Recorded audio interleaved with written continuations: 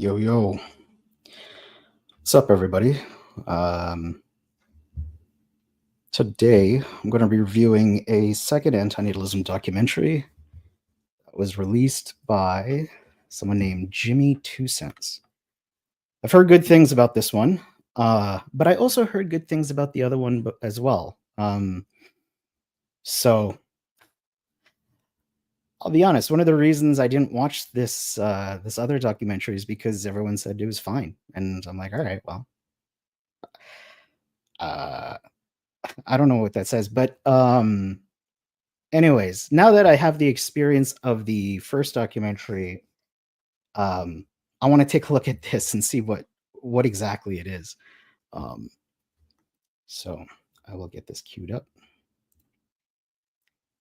It's called I Investigated the Human Extinction Movement, Anti-Natalism.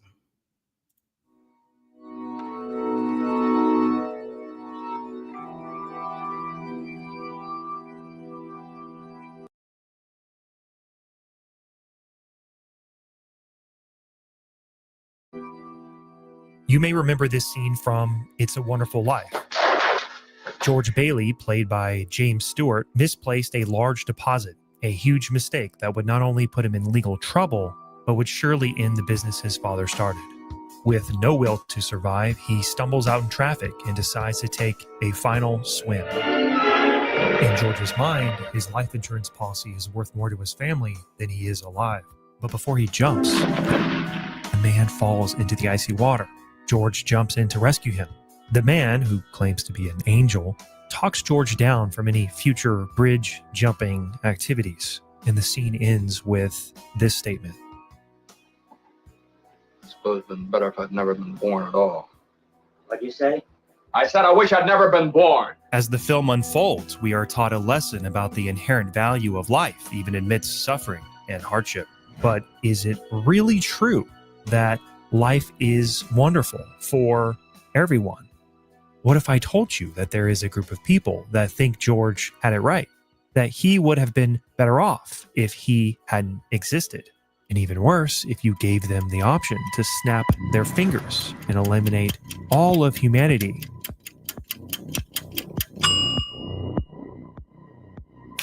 They would. That's unfortunate. Do it. Okay, that was a bit dramatic, but in all seriousness, I found a group of people who prefer all of humanity to not exist. They call themselves anti-natalists, and they're part of a growing philosophy who ultimately want I've never seen these people before. everyone to stop having kids. We're going to meet some of them and try to understand how anyone could arrive at this alarming conclusion. And I also want to talk to their critics, who are called pronatalists, people who encourage others to have children. Regardless of whether you agree with antinatalist logic, there is valuable insight to be gained. So take a deep breath. This is an alarming topic with huge implications for most people. When we think of a human life, some picture a pregnant mother glowing with anticipation, young children with bright futures, or perhaps a high school graduation or a young couple in love. Most of us can see the joy in humanity, and while life does have happiness, every life has certain pain and suffering. Some children are born with terminal conditions, like this young girl who will never make it out of childhood. As a parent, the most important thing to do is protect your child, and we're told that she has this terminal illness with no cure or treatment. Or maybe your child will be born with a condition that's not even identified yet. That would take this young teen's life only 6 months after this story was published. He has a disease so rare, doctors don't even have a name for it. We don't know what the future holds, and that's scary to think about, because I have lots of plans, lots of ambition, lots of things that I want to do in life. Life has story was published. He has a disease so rare, doctors don't even have a name for it. We don't know what the future holds, and that's scary to think about, because I have lots of plans, lots of ambition, lots of things that I want to do in life.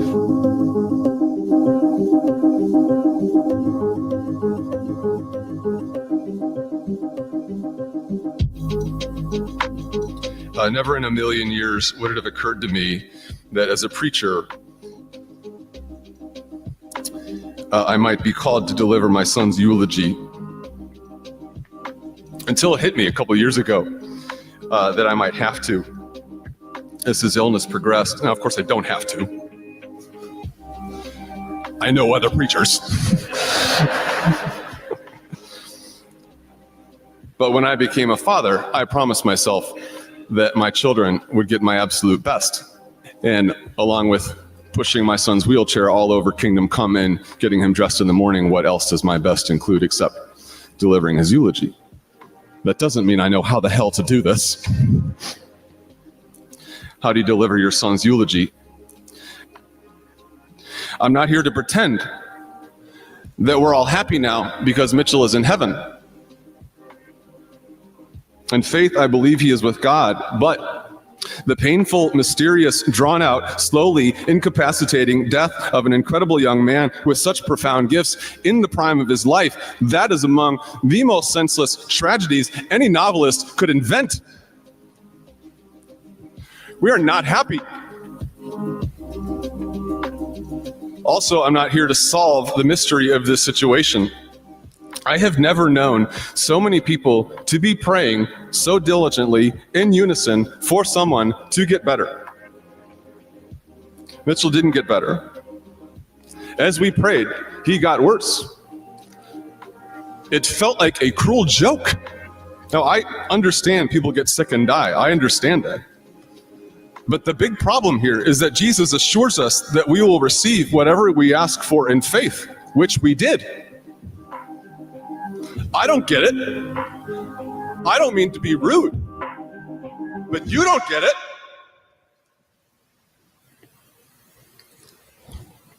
We will continue thinking about the unfairness and the mystery of this for the rest of our lives, but we are not here this afternoon to solve it.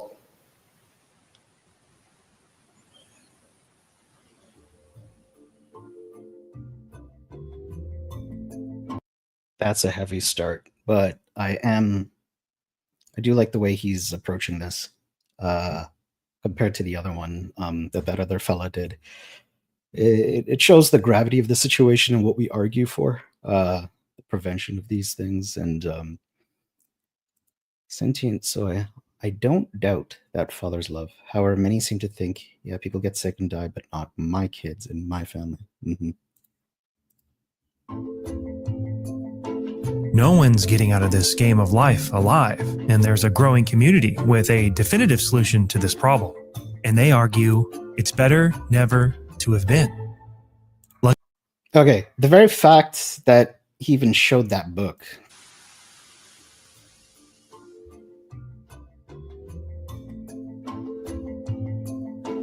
No one's getting out of this game of life alive, and there's a growing community with a definitive solution to this problem. And they argue it's better. Like, I don't even think any anti-natalism philosophy books were shown in the other document. I know I'm coming into this comparing it to the other documentary because, I mean, I think the other one was more popular. Actually, I don't know. 18K views on this one.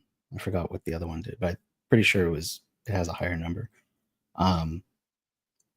Yeah, I don't know. We'll see how much he touches on the philosophy. Never to have been. Lucky for me, I have 3 healthy children. No genetic or debilitating chronic diseases for us so far. We were fortunate to have had twins, and 10 years after their birth, we decided to try again, and try again we did. This is our youngest daughter. But unlike most parents, our initial glimpse of our baby wasn't captured by an ultrasound machine. In what would have been considered science fiction a century ago, this snapshot was our first introduction to her. She was in a petri dish, incubating before the last step of the in vitro fertilization process, the embryo transfer. Unlike nearly half of all pregnancies worldwide, which are unintended, IVF pregnancies are just about the most intentional way of having a child. After tens of thousands of dollars, months of hormone treatments, genetic testing, and a minor surgery, my wife was finally done. Oh, yay, I'm done. Because luck would strike again. The embryo would implant and we would have a successful birth on the first try, which is not common. Many things can and do go wrong all the time, but that's the game of life. We don't know what's in store for us. I could have died in my previous career working as a firefighter, and any one of us could die tomorrow on the way to the grocery store. The truth is, no matter how much we stack the deck in our favor, we don't control our destiny or the destiny of our offspring. And how long will my family continue this streak of serendipity? And was it wrong to bring new life into this world, knowing full well that bad things do happen to good people? And what about the lives of my children?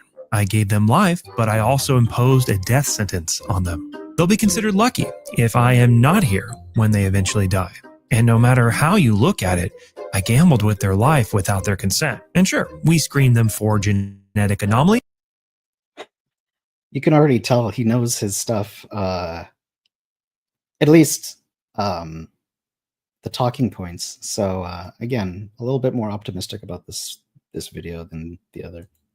But any number of things can happen to them or their environment that are completely out of their control. Can I be sure that they will be better off than to have never been?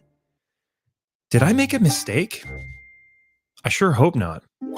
And to explore these questions in more detail, I met up with the founder of Stop Having Kids, and we chose Texas, Deets. the Lone Star State known for its traditional family values and other values like the right to free speech. If you could just stay off to the side, Sure. You're more than welcome. I appreciate That person right there is no longer an anti-natalist. you guys exercising your First Amendment right, okay? All right, thanks, guys. And what better time to chat with people about not having children than Mother's Day weekend? Technically, he made 3 mistakes. This is a joke. Oh, okay. Oh, keep doing that. At first, it would seem that the value of free speech would be well respected here in Texas. That's offensive. The joy I have with my grandchildren are amazing. And yes, they have problems. But it's through the love of the Lord Jesus Christ and our church and their upbringing of learning right from wrong. That's where it's at. You create a soul. Offensive. If you create a soul, what about the children that end up in hell? We need children. We need population. What's wrong with you?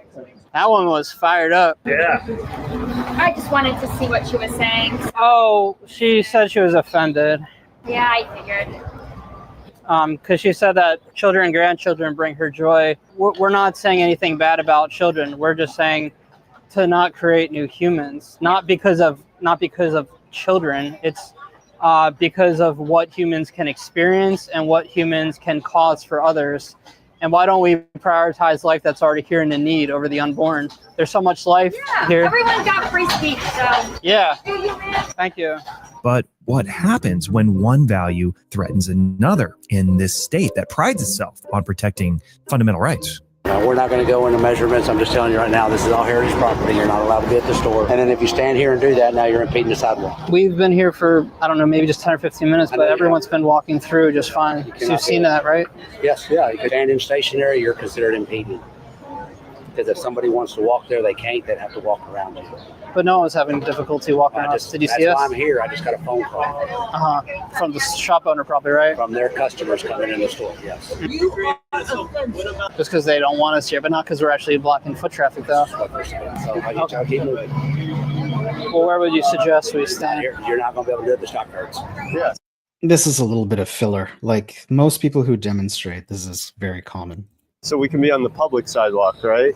As long as you're not impeding the sidewalk. So we can stand over there? You cannot be stationary. You got to keep moving. So we can just walk back and If forth. you want to keep walking, you can do that. We can't even stand against the rails over there? Not if you're So stationary. I can pace.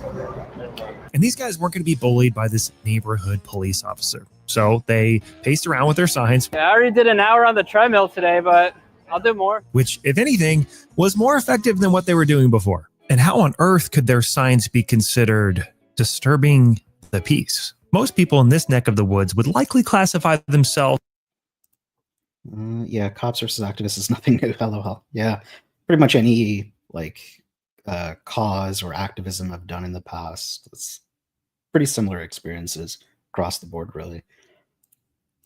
as pro-life. I am part of pro-life. For example, the Texas Heartbeat Act was passed a few years ago. It bans most abortions at about the 6-week mark, when fetal heartbeats can be detected, often long before most women know they are pregnant, and certainly long before a woman realizes she's had an unintended pregnancy. Millions of children lose their right to life every year. Every unborn child who has a heartbeat will be saved from the ravages of abortion. And I'm not going to get into an abortion debate in this video, but the antinatalist sees the debate around abortion as missing the forest for the trees. In their eyes, all pregnancies are bad, not just the unintended ones. Anyway, back to Fort Worth. This is Dietz, the founder of Stop Having Kids. And we were also joined by Noodles, a fellow antinatalist activist who, for whatever reason, awkward, and attracts the religious crowd. He's got to average like 5 or 6 hands-on prayers per day.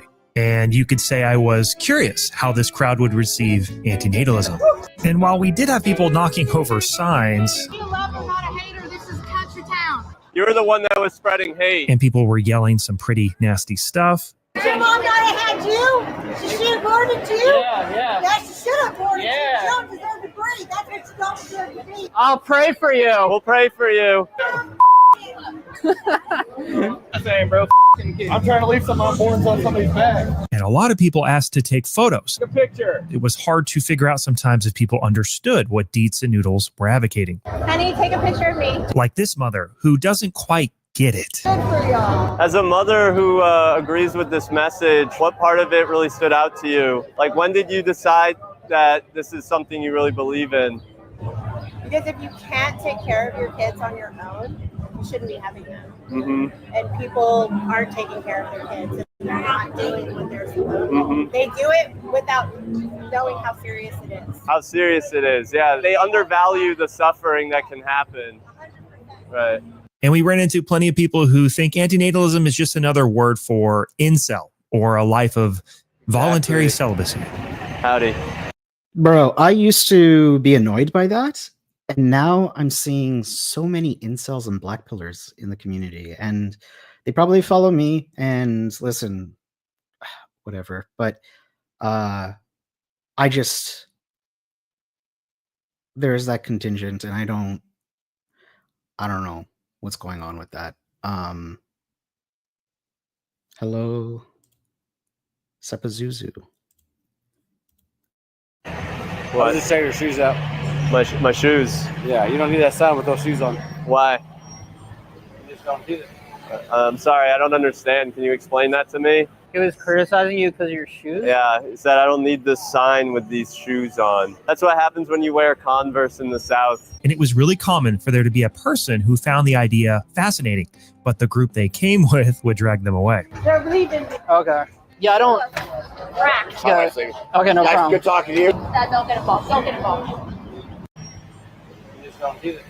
I'm sorry, I don't understand. Can you explain that to me? He was criticizing you because of your shoes? Yeah, he said I don't need this sign with these shoes on. That's what happens when you wear Converse in the South. And it was really common for there to be a person who found the idea fascinating, but the group they came with would drag them away. They're leaving. Okay. Yeah, I don't. Rack. Yeah. Okay, no problem. Good talking to you. Don't get involved. Don't get involved. Don't video it. You guys should listen. He brings up good points. Would you like a condom? Yeah. Thank you. Yeah, that's a XL, by the way. A good number of people express how they just don't like children, which is sort of missing the mark. I hate kids. They're nasty. They're sticky. Like kids specifically or humans? Dietz and Noodles don't hate children. In fact, they despise bad parents. It's sort Okay. Glad he clarified that because, yeah, there is that stereotype we hate kids as well. And that's unfortunate. Another thing that's unfortunate is that there is child hate within the AN sphere. So I think most moderators, though, are doing a decent job. Well, I mean, I don't keep track of that, but the moderators that I know try to keep that down. So that's good. Sort of awkward watching. Okay, I like how this guy talks about how anti-Natalists don't hate children. Yes, it's good. I have to explain this on my mom and sister all the time, LOL.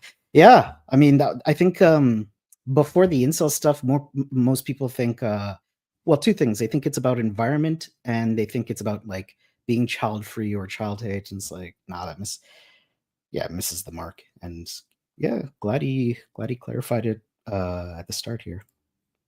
Someone realize what they're about. This isn't actually specifically against children. It's about not creating new lives. We believe we should be prioritizing life that's already here and in need over creating new ones.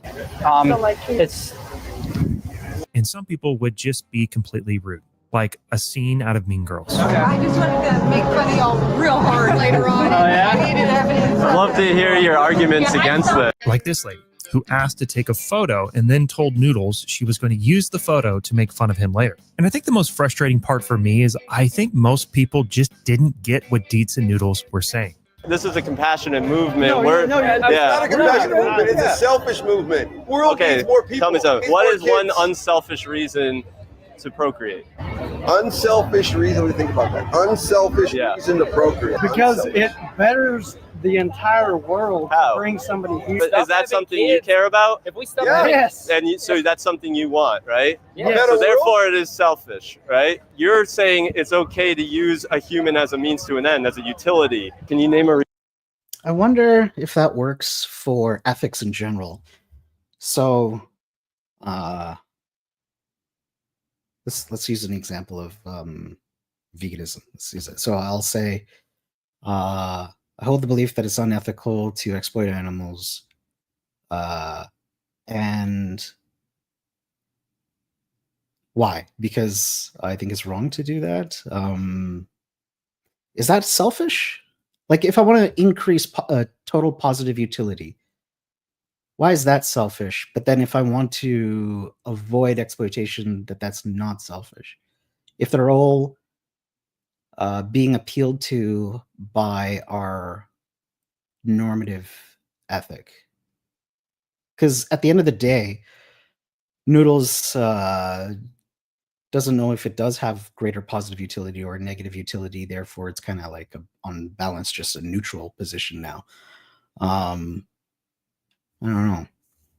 Because the thing about selfishness, like eating breakfast is selfish. There's a lot of things that we do selfishly that can be fine and permissible and ethical. So just because it's selfish doesn't really inform the ethicality of a position, in my opinion.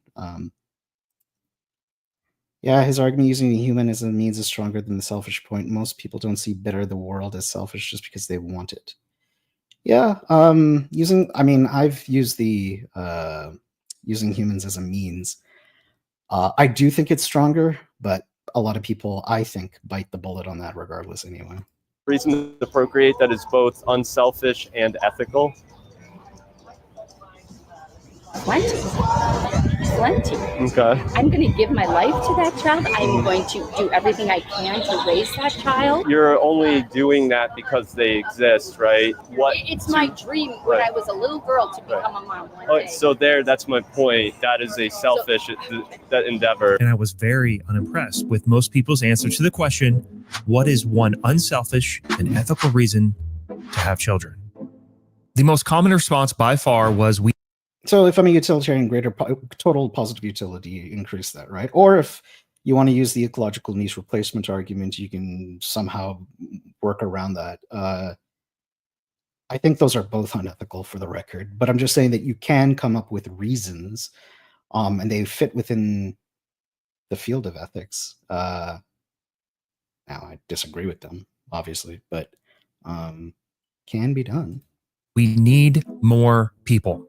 And we can just strike that one down immediately. Any response that starts with I or me or humanity is selfish by definition. It's also selfish to bring children into the world to fund future pensions, retirement plans, or the economy, or to deal with our national debt, not theirs. It's also inherently selfish to bring a child into the world to fulfill your dreams of becoming a parent. And it's also selfish to bring a child into the world to help us become a multi-planetary species, first inhabiting Mars. The biggest problem the world will face in 20 years is population collapse. I want to emphasize this.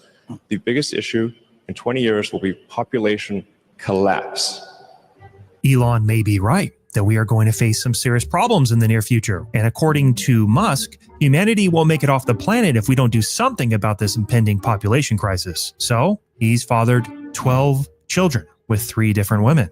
And while you might say that parenting requires a lot of money, time, and energy, which can be viewed as selfless, the antinatalist perspective challenges the very choice to bring new life into the world. From this viewpoint, the act of having children isn't seen as selfless, but rather as imposing existence on someone without their consent. And in Elon's family, they're born with a tremendous to-do list: save humanity.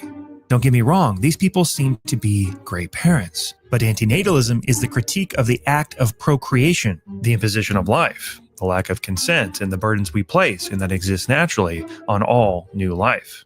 Before I headed out from Fort Worth, I had packed up all my gear and I was having a good chat with Dietz and Noodles before I left, which is nearly impossible because their signs attract so much attention. And they started a conversation with this guy. And I butted in and asked him the question. I have been disappointed with people's response to this one question they've been asking me, which is, do you think of a ethical, unselfish reason to have a child? Give others something they're amazing. The audio is bad, I know. I had put my mics away, but if you didn't catch what his answer was, it was to give someone a chance to do something amazing. And he later clarifies that essentially experiencing life is amazing. Even one good moment out of this life is something to live for. Not if you end up in hell because of it. Okay, well, I mean, okay. In fact, hey, I'll do one better. Take Christianity out. Like, even if we go in the ground, if you have one good day, they like compared to nothing. Yeah, that's better to live for that. Maybe this Texan bodybuilder. You know, I have met people, well, I mean, super, super rare, who do argue that. Just one moment is worth, even if your life is 90% torture or bad, that one moment justifies it. And yeah, that's one hell of a bullet to bite. Was onto something. He was the first person who gave a selfless reason to create a life. But this answer wouldn't satisfy the stop having kids advocates because he didn't answer the ethical question. Should we be creating new life? In the first episode of True Detective, Rusty Cole, played by Matthew McConaughey, is being pressed by his partner, Marty, after he learns that Cole isn't a Christian. This is a very cool scene. I like it. Marty asks a philosophical question. But you're not a Christian, so what do you believe? I'd consider myself a realist, all right? But in philosophy, I think consciousness is a tragic misstep in evolution. Something, something, something. Oh, crap, I forgot it. philosophical terms, I'm what's called a pessimist. I think human consciousness is a tragic misstep in evolution. We became too self-aware. Nature created an aspect of nature separate from itself. We are creatures that should not exist by natural law. That sounds god-fucking awful, Russ. We are things that labor under the illusion of having a self, this accretion of sensory experience and feeling, programmed with total assurance that we are each somebody, when in fact everybody's nobody. I wouldn't go around spouting that shit I was you. People around here don't think that way. I don't think that way. I think the honorable thing for our species to do is deny our programming, stop reproducing, walk hand in hand into extinction. One last midnight, brothers and sisters opting out of a raw deal. And we're familiar with that look. It's perfectly natural. And I'd say we're biologically programmed to feel this way. But it's not an argument. This is Nick Pizzolatto, the writer behind True Detective. He created... Bro, okay, so far this documentary, it's 10 times better than the fucking... Oh, man, I hope the creators don't fucking see me. But like... Goddamn, Jack, I don't know. This guy's killing it. So far, the people that told me this was good, they've been correct so far, and yeah, I'm liking this so far.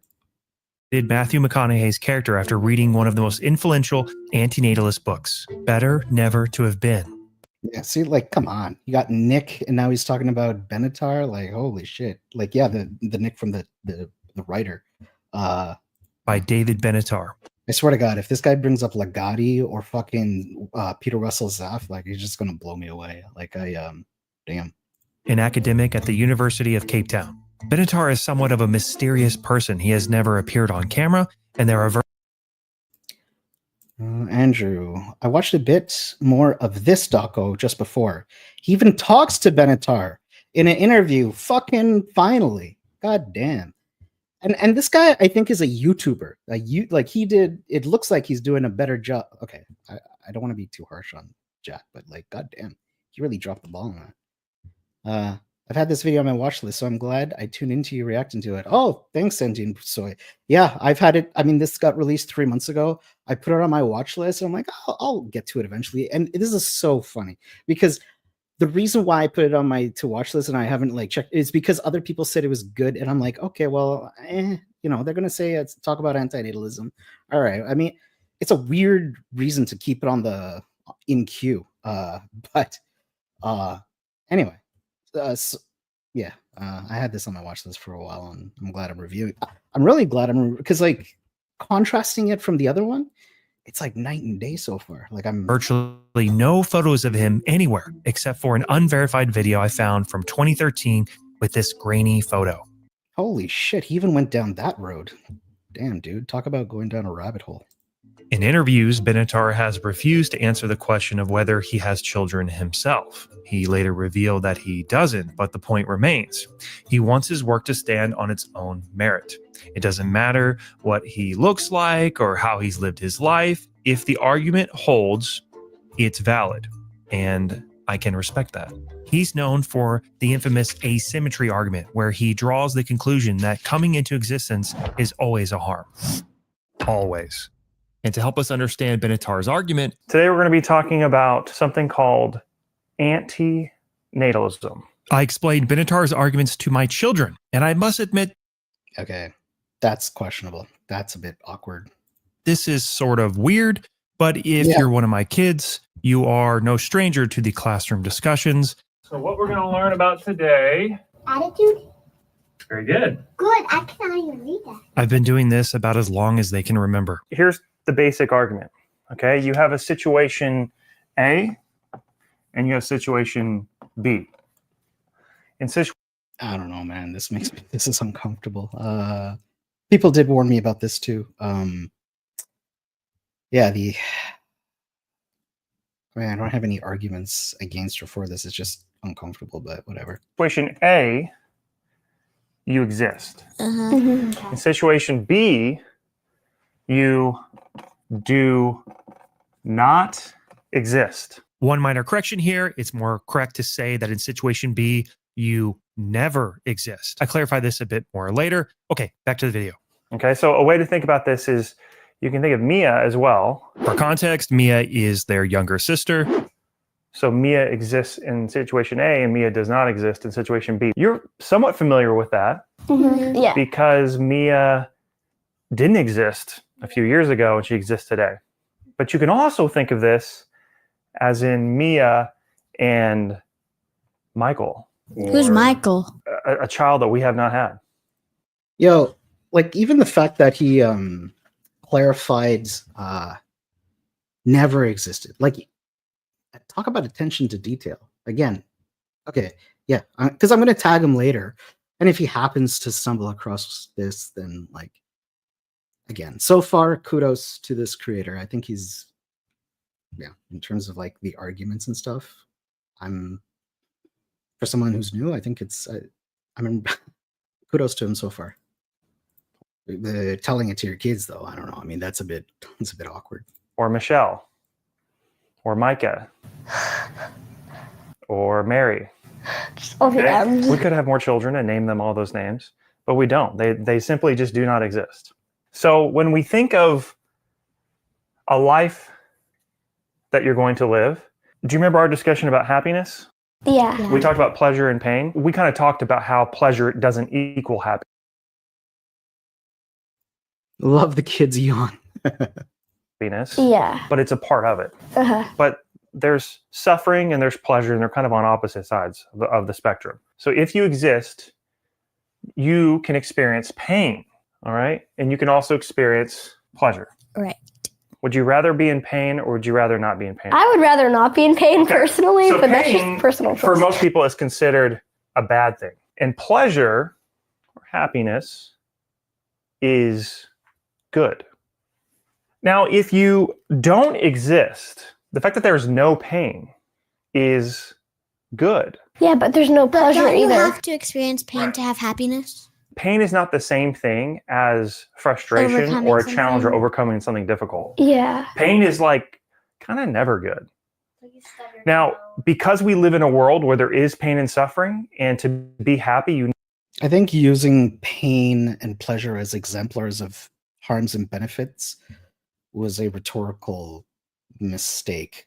Not on this guy's. I'm talking about like a critique of Benatar, because I think in some interview, I think he did say that. Because a lot of people get sidetracked with this pleasure and pain thing instead of, you could have just said harms and benefits, and then it would have skipped a lot of cognitive hiccups possibly.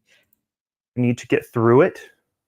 And I think you will do better if you don't dwell on pain and think about it all day. But we would never say that pain is good.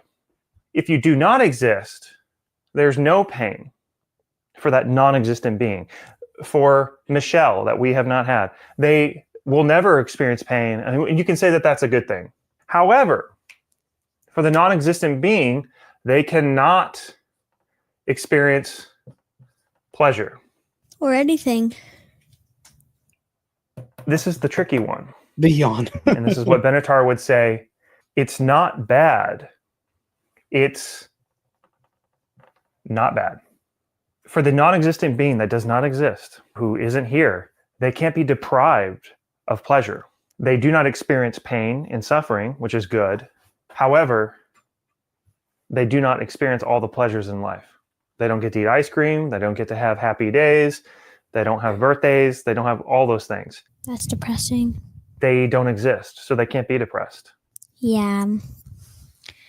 Okay, so in another way of thinking of not bad is no worse. That's actually really weird to think about. Than being good. Over here, you have one bad thing and one good thing. And over here, you have one good thing and something that's not bad. And so he would say, not existing is preferable to existing. But if you don't exist, you don't have like the opportunity to feel pleasure and like have like a life, you know, that like I'm not like, man, I'm really looking forward to stubbing my toe today. Like I'm really excited for that.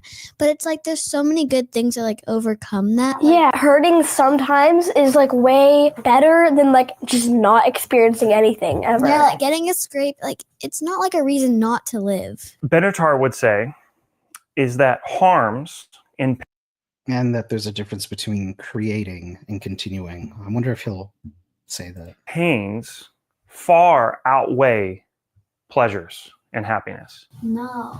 So let me give you an example. Definitely not true.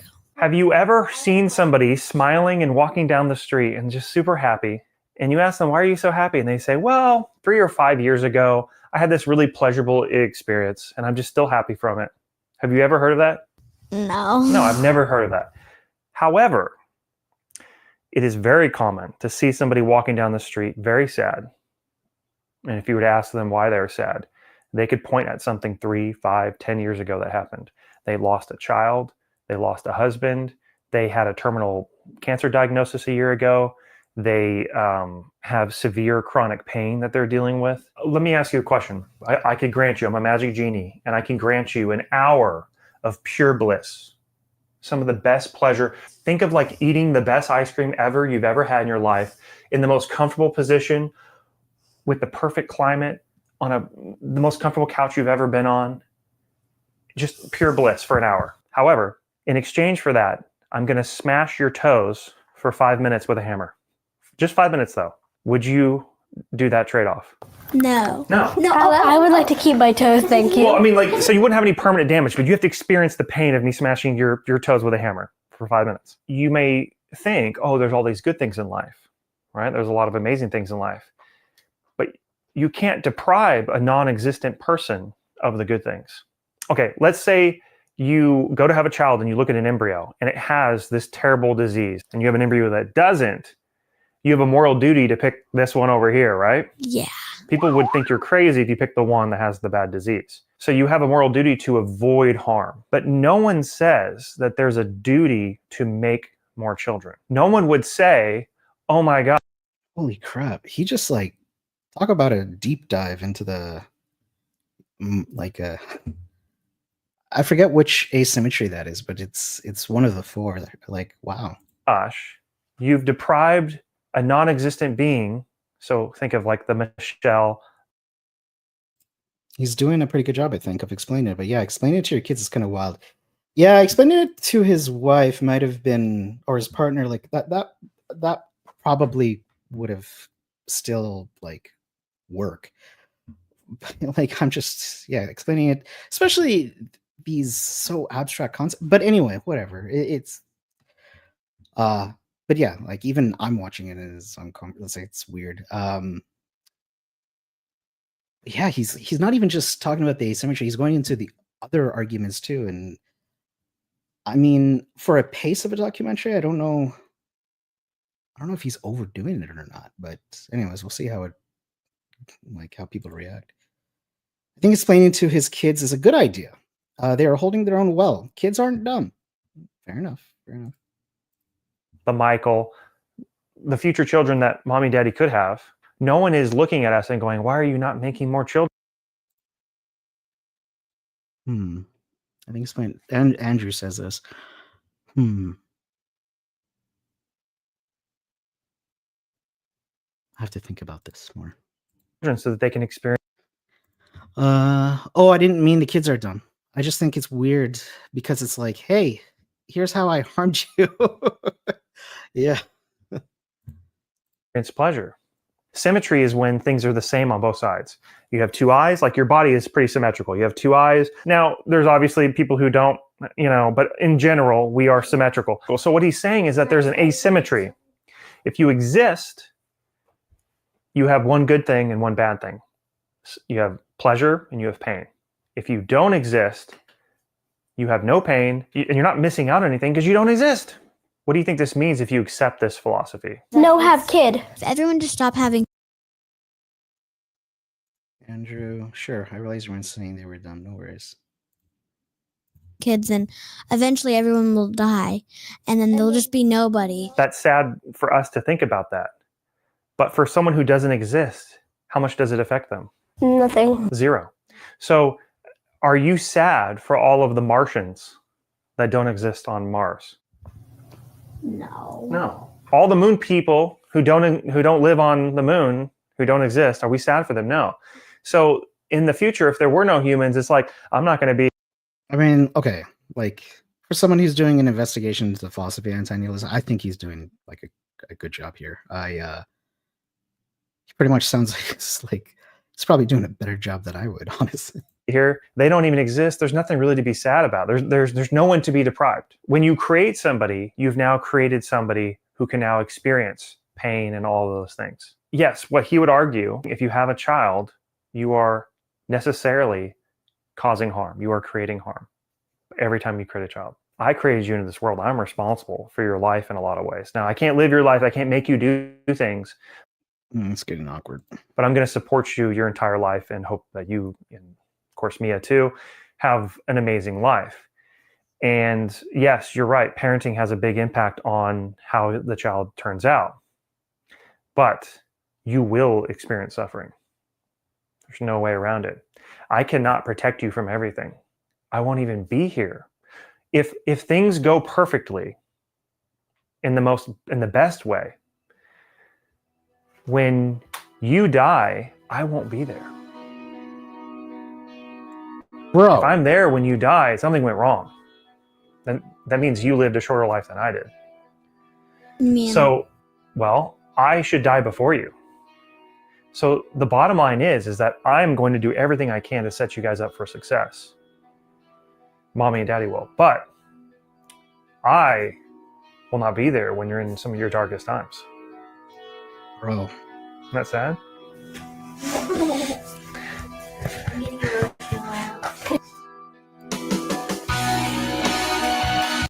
Whoa. Heavy. After talking with my children, I didn't go into extreme detail about all the things that can go wrong, such as Halopo-Siemens syndrome. The disease causes a child's skin to slough off when exposed to air. And if you try to feed the child, their mouths will eventually collapse. And they are always in intense pain. Half of the children die within the first year. In some cases, the child may live to the age of 12 before they inevitably contract skin cancer. But what do Benatar's critics have to say? I think this is one of the most insane claims I have ever heard. He's not the first person to say it. So he just ignores what economists call opportunity cost. The good thing that you could have had but don't is a loss. This is Dr. Bryan Caplan, professor of economics at George Mason University and a New York Times best-selling author. And I sat down with him at UT Austin to talk about his most relevant work related to this topic: selfish reasons to have more kids. What does pronatalism mean to you? Right. I do call myself a pronatalist, or usually to shorten it to natalist. It's cleaner. To me, it just means thinking that when you create new life, you are generally doing a good thing for the world. Not in absolutely every case.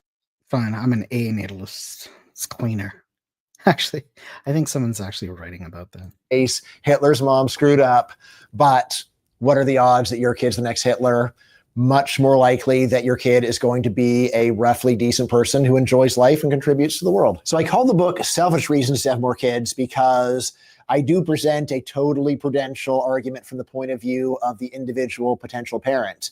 I also, however, have a chapter about the social effects where I say, look, if you like the idea of having kids, but you're refraining out of guilt, don't feel guilty, because on balance, you're making the world a better place. In his book, Caplan argues that having children can be less demanding and more enjoyable than many people believe. And he doesn't want to encourage all childless couples to start cranking out babies. It's just that many parents overestimate the impact of their efforts on their children's outcomes at the expense of their own satisfaction and enjoyment, which could include decisions that restrict their family planning. One of the many examples he uses in the book is club sports. While they could be great for some families, many parents could not afford or do not have enough time to put several children in club sports at the same time. I was not aware of this book. Does anybody, even after, if anybody watches this, I mean, people watch these things afterwards. If you've read the book and know of anybody who has critiqued the book, please comment. I'm gonna bring up my notebook and look into this a little bit later. Same time. And as it turns out, club sports don't impact your child's outcome all that much at all. Caplan points to twin adoption research revealing that genetics significantly outweighs most parenting decisions. And he was also quick to dismantle Benatar's asymmetry. If you could have won the lottery, you didn't, that's bad. It's it's not bad in the sense that you were worse off than if you had lost $1 million. It's bad to have failed to have won $1 million, and you would not talk any person of common sense out of this conclusion. Caplan's dispute with Benatar's asymmetry argument is that the absence of pleasure is not bad, but bad. And if that's the case, then we no longer have an asymmetry. If the negatives and positives cancel out, the equation is balanced. Asymmetry is nonsense. Failure to get a good thing is actually, in principle, just as bad as the experiencing of a bad thing. And the prudent thing is to net, to sum. Full stop, iron line in the sand. No reasonable person would ever think otherwise, and only a weird dogma would get you off on some other track. I reached out to Malcolm and Simone Collins, who run pronatalist.org. And they shared their opinions about the asymmetry argument. I can see why the asymmetry hypothesis is so compelling to people.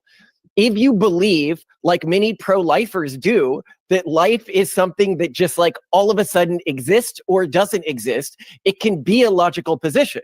However, if you are the type of person who I think is like most people, it's a little bit more charitable, surprisingly. Approach life, you think life is a spectrum of potentiality.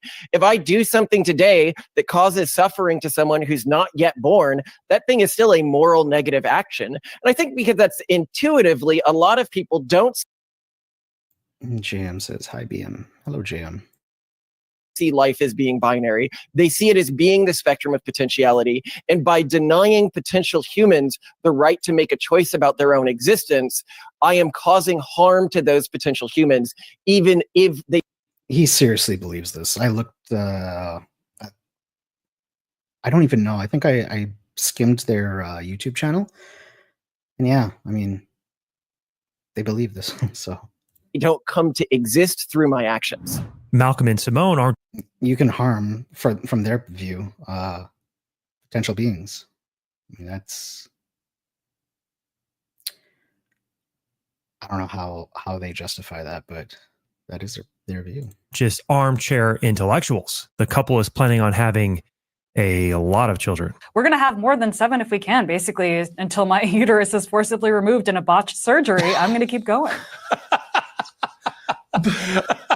Malcolm and Simone believe that genetics play a huge role in the happiness and success of a future child. And so all of their children and future children are genetically screened and planned using IVF. And let's say they do everything right. They select the embryos with the best genetics and a family with good parental happiness and well-being. And they do the other things like provide basic care, safety, education, and socialization. And the goal of parenting is not some selfish mini-me experiment, but to give the child a good life. What's wrong now?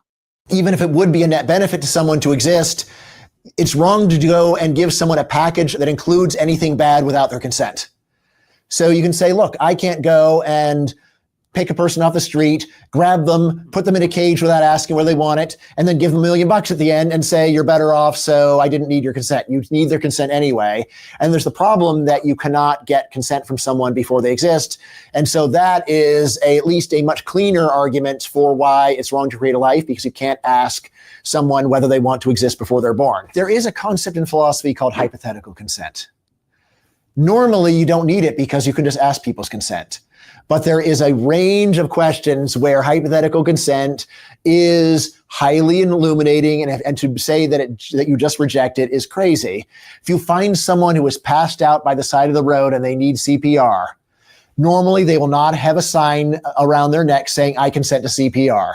This is one where you say, well, I can't ask him because he's unconscious about whether he wants to be saved, but I believe he would say it. It is reasonable to think that he would say it. I don't have any other opportunity. If he were awake, I would ask him, but he's not awake. He's not going to be awake. It's a choice of either let him die or assume consent, and so I will do it. That's hypothetical consent. That's a valid use. And it also directly applies to whether it's okay to create a human life. It's impossible to go and get their consent before they're born. So that's where you got to say, well, is it reasonable to think that they would consent? It's yes, because typical human life, though it always contains some suffering, on balance is a good deal. In the EMS world, we call it implied consent. So here's a man unconscious on the street. And I've treated a lot of unconscious people like this when I was a firefighter and paramedic. This man overdosed on opiates. It could be heroin, hydrocodone, morphine, or even fentanyl. And let's say you had a reversal agent that you could administer, saving his life almost immediately.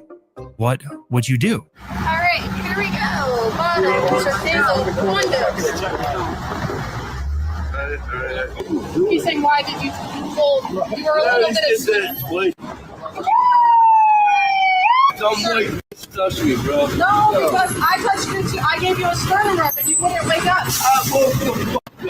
Maybe he's being irrational and doesn't understand the condition he was in. Or perhaps he's suicidal and doesn't value his life at all. Let me die, yo. Let me die. What fucking life do you understand? It just goes to show you that even in circumstances like this, you can be wrong, even when you are well-meaning. I'm going to hell. You're going to hell. And I'd argue if you want to be left alone, maybe don't overdose on a busy street corner. But in any case, is this man an ungrateful human? Like an anti-natalist who has been given... Natalist Ted, creating a human is a unique situation which doesn't require consent, since it's two adults doing something with their own cells. Yeah, but it's still creating another being, right? The gift of life, only to complain after the fact. Malcolm had a slightly different take on the consent issue. For us, morally, the only person who can decide if a life is worth living is the person living that life. And so when somebody says you're bringing children into this world without their consent, that is true, but we are also not morally against suicide. Like, you're even pro like assisted suicide due to what happened to Simone's mom. This is an issue that's actually very important to us. People can choose to end their lives functionally whenever they want. And I think what anti-natalists don't like is the burden of the consequences of that choice are on their shoulders. And they'll say, I don't want to deal with having to make that choice. And to me, what I'm hearing is I would deny someone else the right to live, someone else who would have enjoyed existing, who would have... Denying a non-being. I mean, I think they said they wrote this in a book.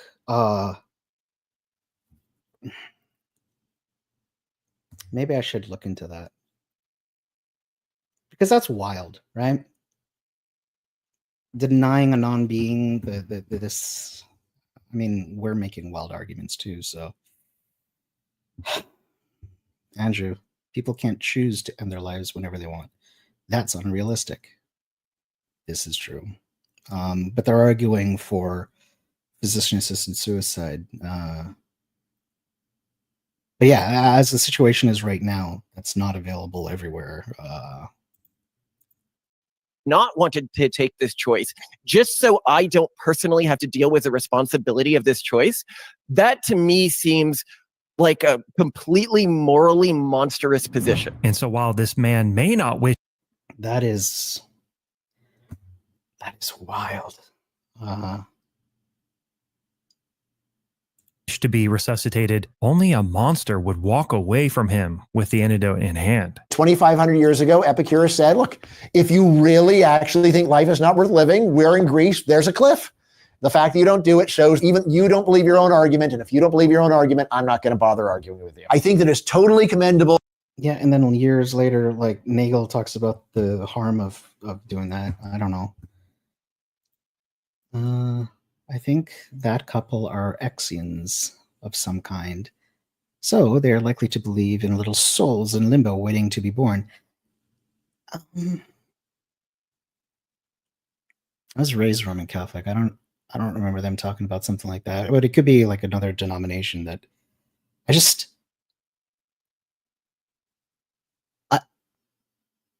I mean, is that a view in like most denominations? I don't know. When you correctly perceive that you are going to have an immense negative amount of pleasure for the rest of your life to kill yourself. And I think if people care about you, they will understand that. I just think that you should wait until that really happens. There's the movie Little Miss Sunshine where this old guy who's like 80 and using heroin goes and talks to his grandkids and he says, look, don't use drugs. At your age, it's crazy to use drugs. At my age, it's crazy not to. And don't you start taking that shit. When you're young, you're crazy to do that stuff. What about you? What about me? I'm old. When you get old, you're crazy not to do it. Any young person, if you feel depressed or sad and you're listening to this, don't kill yourself.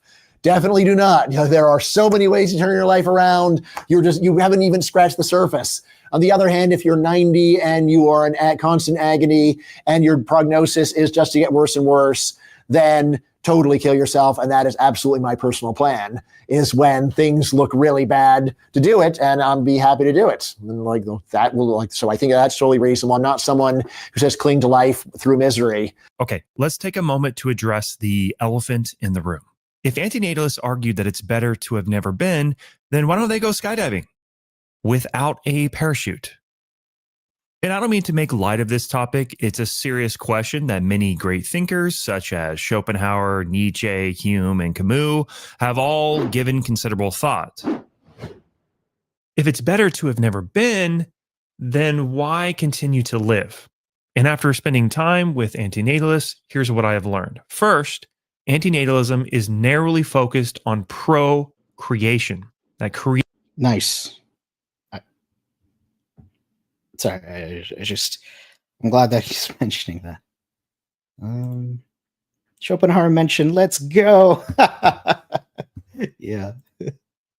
Yeah, he's like mostly talked about philosophers, hasn't he? Like, there was like deets and noodles and the rest is philosophy. This is, I think, right? Creating a new life is a harm. However, the philosophy doesn't tell you what to do with a life that's already here, but it does raise the question, because the core value that underpins antinatalism is the avoidance of suffering. And this is why nearly every antinatalist that I've met just so happens to be vegan. While I was in Fort Worth, there was some. So the anti-natalist activists, if you look at the surveys, the polls done, the majority of anti-natalists are not vegan. I think if you look at one of the anti-natalism magazines, it shows a graph of this, and I think maybe in the History of Anti-Natalism book, I could be wrong on that, but the ones that are like, it does appear that way just because of the activism stuff, but that's not the actual like case. Anyway. Somewhat of a crossover in activism. See how miserable they are and they're tired. He's like hitting them to. Of suffering. And this is why nearly every antinatalist that I've met just so happens to be vegan. While I was in Fort Worth, there was somewhat of a crossover in activism. See how miserable they are and they're tired. He's like. Natalist Ted. Naturalist Ted. Wait, Naturalist Ted? Is that... Did you change your name? I just always saw it differently. And for anti-natalist, not existing equals heaven. I don't know what you mean by that. Hitting them so they like lift their head up to look at the camera and stuff. There was this longhorn across the street that was used as a ride, and it really distracted and frustrated Dietz and Noodles. And there were these horses that had spikes in their hooves to make them prance around. They just banned it in Tennessee. It's all pain induced. So with that being said, if you believe life is suffering, why continue to live? In the movie Shawshank Redemption, Brooks... Read my comment before that one. Oh, oops. Creating a human is a unique situation which doesn't require consent since it's too...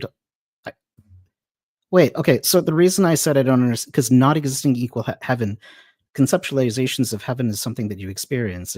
Non-existence don't experience anything. So heaven is like I don't understand what you mean by heaven as an analogy or a metaphor or whatever.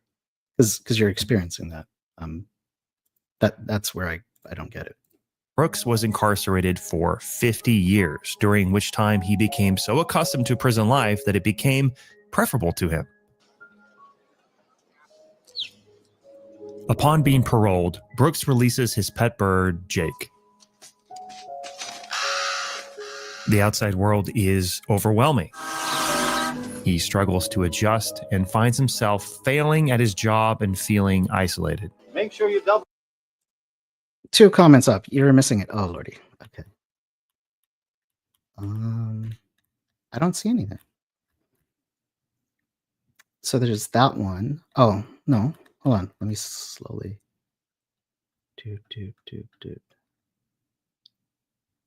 So there's this one. Then this one. And that. I'll check on my phone. Maybe it got filtered or something.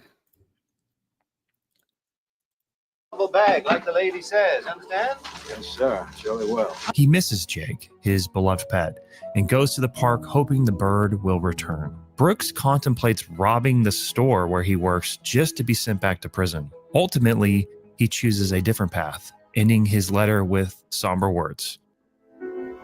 I doubt they'll kick up any fuss. Not for an old crook like me. Brooks isn't an anti-natalist. Ted, I filtered by all, and there's nothing being held. I don't see any comment before that one. So I don't know. Sentient, so I don't see it either, Ted. Might have got auto-filtered. One of mine did because I mentioned, oh. Yeah. Sometimes it'll pop up like to like approve or reject, but like it didn't even pop up for any of that. So it might have been auto-filtered as sentient, so I said. I don't know. You can try and like put a space in between those words and see if it'll go through,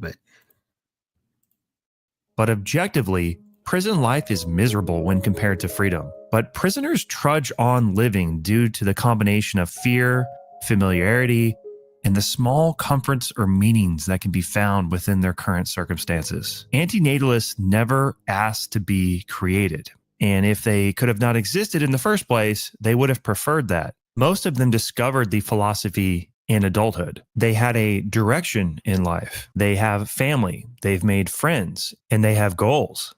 And while, like Brooks, there certainly is a point in which they would bow out, their biology and culture has conditioned them to... Jam, I'm not sure how I feel about vegans not being antinatalists. march forward in life. Yeah, I mean, everybody, right? Everybody would be nice, but... We'd never say a 50-year prison sentence following a double homicide is a life worth creating, but when you're in the midst of it, the next day presents itself. But that doesn't mean they wouldn't press the red button. Ugh. If you could end some... This fucking thing. Oh my god, and I can hear Amanda's voice already. Oh man. I mean, it's fair to talk about, I think, because if you get involved in this scene, it's going to come up. But annihilation and creation, we're talking about two different things here, but all right. Suffering tomorrow. Yeah, probably anything. Oh, damn. They used that clip. Oh, damn. And they have goals. Andrew, don't worry. He deals with it well. The button. Dun, dun, dun. Ted, we already didn't exist. Why didn't not exist and stop a life from being imposed? This shows that not existing cannot stop a life from being imposed. Yes, yes, I know about your genetic subjective continuity thing. Yes, yes. Goals. And while, like Brooks, there certainly is a point in which they would bow out, their biology and culture has conditioned them to march forward in life. We'd never say a 50-year prison sentence following a double homicide is a life worth creating, but when you're in the midst of it, the next day presents itself. But that doesn't mean they wouldn't press the red button.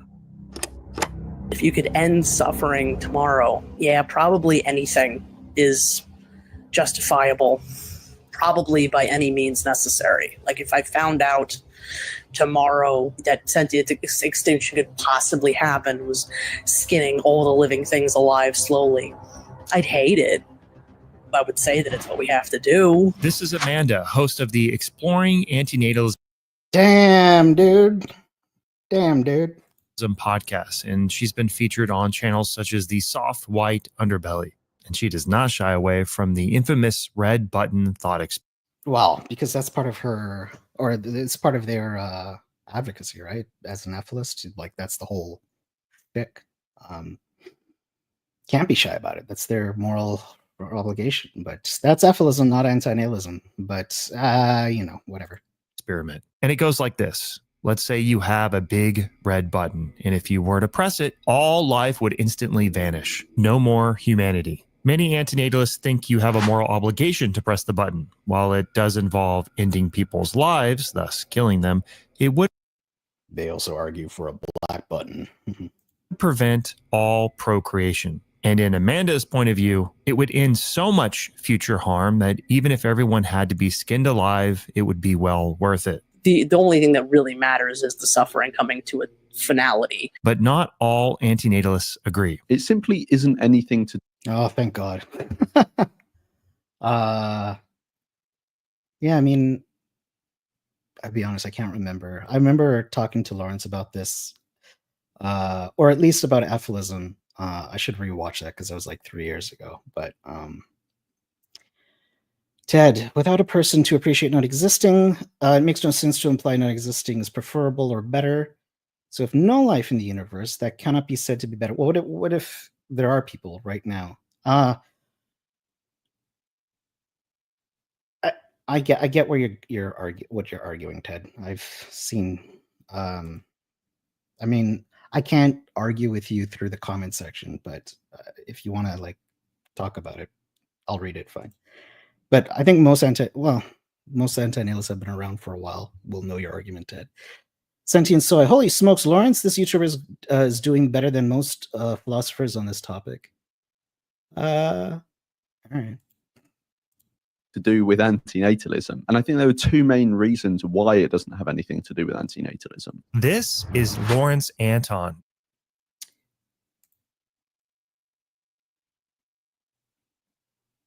Why do you say that? I'm just curious. Why do you say that? And when I started this research journey, he was the first antinatalist I spoke with. Whatever formulation of the red button that is used, the ultimate question that is being asked is, if you could end all lives in an instant, would you? But one of the fundamentals of antinatalism is understanding that it pertains to starting lives, not continuing them or not Yes. ending them. Now, of course, someone could say, but the red button puts an end to all procreation, and isn't that what antinatalists want? Yes, antinatalists want an end to reproduction, but not by any means. This is like, bro, ask the people you're talking to. Yes, they do argue for that.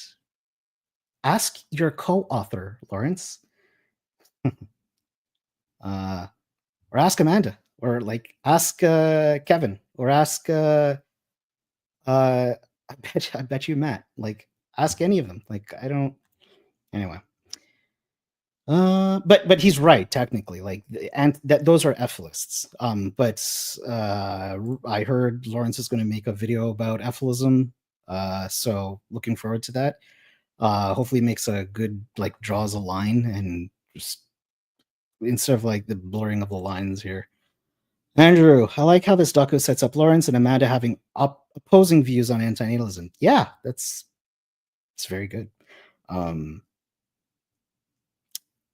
Hopefully Lawrence is okay with that. Yeah, we'll have to talk sometime. Yeah, if you want to do like just like a chit chat where I don't have to look, or if you can. I don't know how you want to set it up, but like if it's just more of like a general chit chat, that would be less stressful in terms of prepping, and we could just like talk off the cuff kind of thing. I think I'd be more down for something like that. I meant the YouTuber who's doing the documentary. Oh, he's actually talking to antinatalists as well as engaging with the philosophy. Oh, yes. Yeah. Back to, yes. I don't know what I was going to say, but yes, I agree. On Facebook Messenger is good. Okay. Wait, you mean like a private conversation, or do you want to like have a YouTube conversation? I was thinking we would just chat on YouTube, but if you want to have a private conversation, okay, but why? Like, I mean, if you want me to understand your arguments, sure. But like, do you think you're going to convince me? I mean, I don't know. All right, whatever. I'm up for like saying committing a genocide will lower the carbon footprint of humanity, and environmentalists want humanity to have a lower carbon footprint. Yes, environmentalists want humanity to have a lower carbon footprint. But again, not by any means. It is. Yes, good. Not at all. I can screenshot it and then. Oh, okay, sure. Yeah. Useful. It gives you no further information about the ethics of the act that you were originally talking about. It simply tells you about the length that individual. You know what I'd like to see? Lawrence going up against literally the F-lists and just debating this. Like he has. Like the videos arguing against their positions, have a chat about it, right? I mean, it's his thing. He can do whatever he wants, but I mean, these are two opposing ideologies. You're not helping each other. You're whatever. Person is willing to go to have their ethical ideals realized. And after speaking with Lawrence and Amanda, I learned that there are many different opinions about antinatalism, and it's beyond the scope of this video to cover them all in detail. Antinatalism goes against. That's fair. It's the grain of people's most sacred notions of what life is and what they're supposed to be doing here. And in order for antinatalism to thrive, it probably does require tremendous societal shifts. I mean, we live in a pro-life, pro-natalist world. I mean, and the antinatalists are the ones writing this bad product review. But I do actually sort of he said recently he's making a video on Ephilism. Yes, I heard. Where did I hear that? Huh.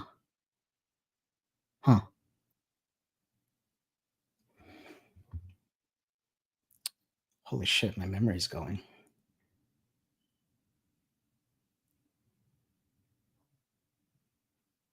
Oh, it might have been in the comments section with the whole Matti Hari thing. Yeah, that's probably where I saw it. Wow. Andrew, wait for the soundtrack behind Gary's rants. What? Oh, wait, have you seen this already? one level agree with Bryan Caplan that some of the arguments for antinatalism, I mean, they convince me. I accept asymmetry and the consent argument and everything, but I'm a hardcore antinatalist. They don't. But did we accept these arguments post hoc? I wonder about that sometimes. Don't necessarily work on a regular population, and so there's tools in the antinatalist toolbox that we don't have. For a young couple planning on having children, accepting antinatalism requires so much sacrifice that it's a complete non-starter. The vast majority of childless young adults don't think that procreation is a moral harm. They just don't want kids or the responsibility and resources they require. The girl with a list on TikTok comes to mind. She famously cataloged hundreds of reasons to not have a child. A woman is more likely to postpone pregnancy after hearing about the 10-centimeter dilation is mostly for the head. It stretches out more for the shoulders. And unsurprisingly, virtually every con of having a child that was on this list was focused on the perspective of the mother. The swollen ankles, the lack of freedom, the expenses of having a child, and also many of the less talked about side effects of pregnancy. This is part 2 of why your booty goes flat after you've given birth. So if you haven't watched part... Most people don't think about the child at all. They're just weighing the pros and cons of how their life would be if they had a child. And just like there are different types of childless couples, antinatalists come in many different flavors. Some are calm and collected, like Lawrence, and some antinatalists are outcasts, depressed. Uh-oh. I mean, he's covering everybody, so. And are just unlikable just about every way. You fucktards are trying to shove down other people's throats. Fuck you. We're just goddamn lizards walking on 2 legs. You know, when I got involved, I was like, I just hate the fact that we have to deal with this, goddamn. But I was like, I could just focus on the academic stuff and I don't have to deal with this bullshit. And nah, you do. And it sucks. With a big, giant fucking ego. Because I'm anti-life, and it's just the fact. I'm not Hadarian gets a little cameo here. Afraid to say it. I'm anti-life. Life is stupid, okay? It's a parasitic, malicious little organism that attempts, the DNA molecule attempts to take over all the matter, consume all the matter, so it all becomes me. I mean, it's a psychotically stupid thing. And this antinatalist likes to confront people about procreation in public. Oh, God, Danny. Yeah. He is involved too. All I'm doing here is requesting that we don't bring any more humans into existence. It's just a request. I can't force you. Yeah, I can't force you, but I can tell you that about 3 weeks ago. John and Lawrence talk about image, and we have such a bad image. Why can't we? I mean, you can't force anybody to do anything. But whatever. I mean, the image is the image. 3 weeks ago. I mean, as it is, right? I don't know. I took some amazing magic mushrooms.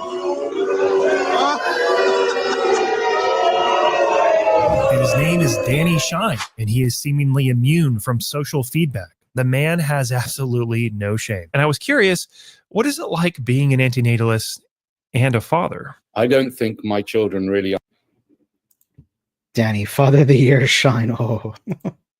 understand my position on this.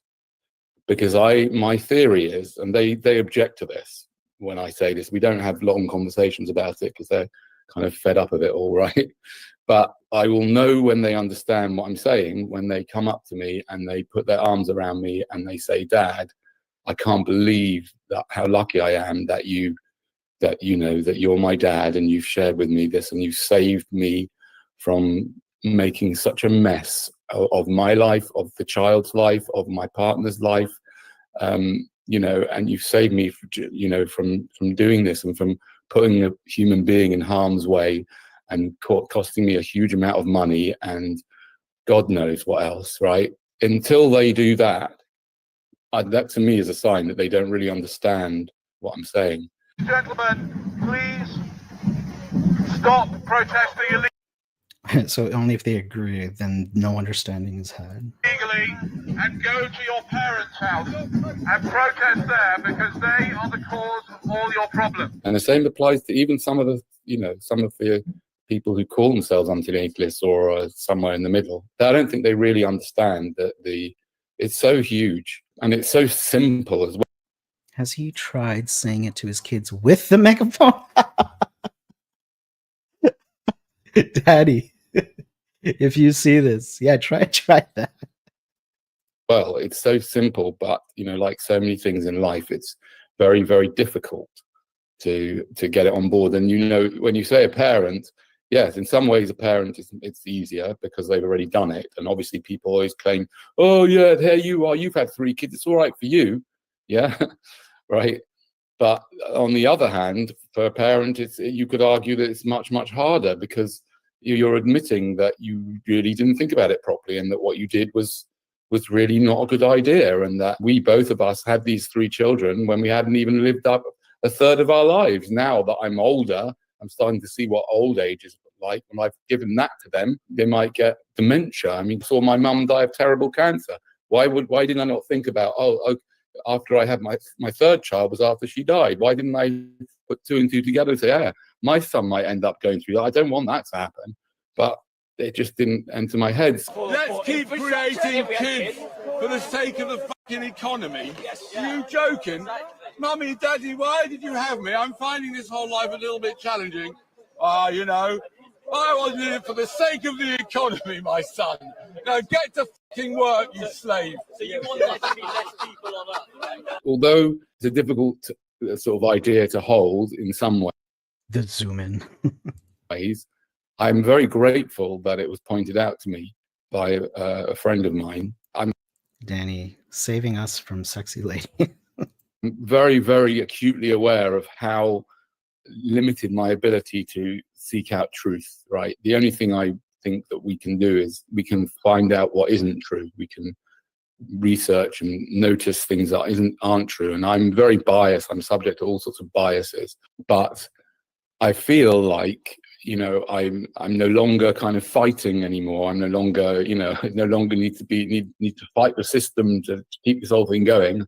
I just see through it all, and it's just, it's crazy. The whole thing is crazy. You could end up making the same mistake your parents made, and it's not worth it. It just seems obvious to me that there's no good reason, there's no need to bring in more beings that can and will suffer and die. What for? The ultimate biohack is to overcome that stupid weapon of mass destruction between your legs and realize that it's going to get you into serious trouble, ensure that you never, ever create any children.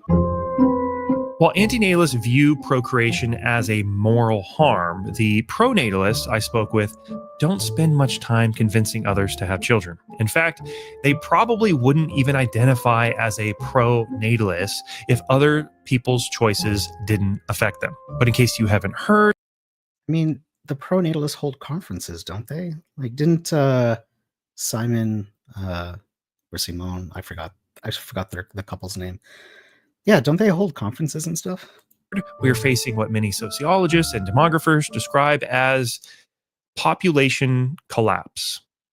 This is a population pyramid. It shows how many people exist within different age ranges. This pyramid shows a country with lots of children when compared to those in late adulthood. But this graph doesn't look anything like most of the world, because this is a population pyramid for Uganda, where the average woman is having 4.5 children compared to 1.8 in the United States. This is the population pyramid for the United States, but to me, it looks more like a population parfait. This large chunk right here, these are the baby boomers, the largest generation of humans the world has ever seen. Their children are down here. These are mostly millennials like me and some Gen Xers. And you might think that baby boomers aren't that large of a generation, but you must realize that as their average age increases. I hate that he used those people as like examples of millennials. I'm so, ugh. I mean, Beyonce is okay, right? I don't know. Ted. Gotta go. We'll have to watch the rest later. Peace. See you, Ted. Thanks for popping by. So to be fair, pronatalists don't have to convince people to have kids. They just have to justify the behavior so it keeps going. Well, if you're like the pronatalists want more, right? So I guess there's some form of activism. So bye, Ted. Bye, Ted. Bye. Take care. Some of them won't be with us anymore. And if the pyramid starts to invert, which is what is happening, the population shrinks. And if it weren't for a steady rise in immigration, our pyramid in the USA would look a lot like Japan's, where adult diapers now outsell baby diapers. You can see that this trend of having less children started here. The boomers were born into large families, but didn't continue the trend. And here's the thing, the overall population will continue to grow for some time. But this isn't because people are having more kids, it's because overall mortality is decreasing. People are just living longer than they used to. So while the silent and greatest generation are dropping like flies, this giant boomer generation will hang around a bit longer than their predecessors. So we'll set some record-breaking global population numbers for a little while longer, but the ship has already sailed. The population will eventually collapse. And when it does, it will shrink as rapidly as it grew. People aren't having fewer babies because of war, poverty, or plague. Bring out today! They're just choosing not to. And in South Korea, for every 100 people, there will be 4.3 great-grandchildren. That's a 96% extinction rate within the next century. And despite China's abolishment of its restrictive child policies, the fertility rate continues to decline. Today, most people alive are living during a time with the most humans the world will ever have. The only countries with high fertility rates. Out of curiosity, do you guys know if he has Less Unite in here? I hope he does. Like, you'd be missing out if you didn't have him. Are almost exclusively in regions like Africa. And while immigration from these regions could be a band-aid for the industrialized world for a little longer, it's just a matter of time before they start to industrialize as well. Because when a country industrializes and starts to educate their female population, the fertility rate crashes and does not recover. In 100 years, I won't be here, right? And if I'm an antinatalist, I don't have any children to survive the disaster I'm leaving before them. Just straight up, he's surpassed Jack's documentary. Yeah, I know I keep comparing it, but like, come on, this is so much different. Why is this my cross to bear? You really shouldn't care if you're an antinatalist, and you are free and very welcome to let the line end with you. This movement is not about increasing human population indefinitely. It's not even about keeping it increasing. We're trying to warn people about the ramifications of a decreasing population, because right now our economy, government stability, city infrastructure are all predicated on growing populations. And when a lot of people hear about the pronatalist movement, the first thing they assume is that we are trying to stop demographic collapse. We are trying to stop this precipitous fall in fertility rates. That is absolutely not the case. There is no way anyone can do that at this point. If we are on the Titanic, we are hitting the iceberg no matter what now. We are just trying to get as many lifeboats ready as possible, and as many people and as a diverse group of people on those lifeboats as possible. You, if you're watching this and an antinatalist, do not need to be a part of this. We don't want this movement to be about coercing anyone to have children, shaming anyone about not having children. This is about freedom. And the biggest reason why we're in this, again, is we want to protect people's freedom to choose, freedom over reproductive rights, and freedom to... Guys, for the activists, we could have said this stuff too, live in the culture that they value. I consider myself a logical person, but don't we all? And on one hand, I love my children and I want them to live their best lives. And if that includes starting a family, I wouldn't want to talk them out of it. But on the other hand, I don't want to be wrong. So I reached out to the most popular anti-natalist, David Benatar, author of Better Never to Have Been. Again, this guy, what's his name again?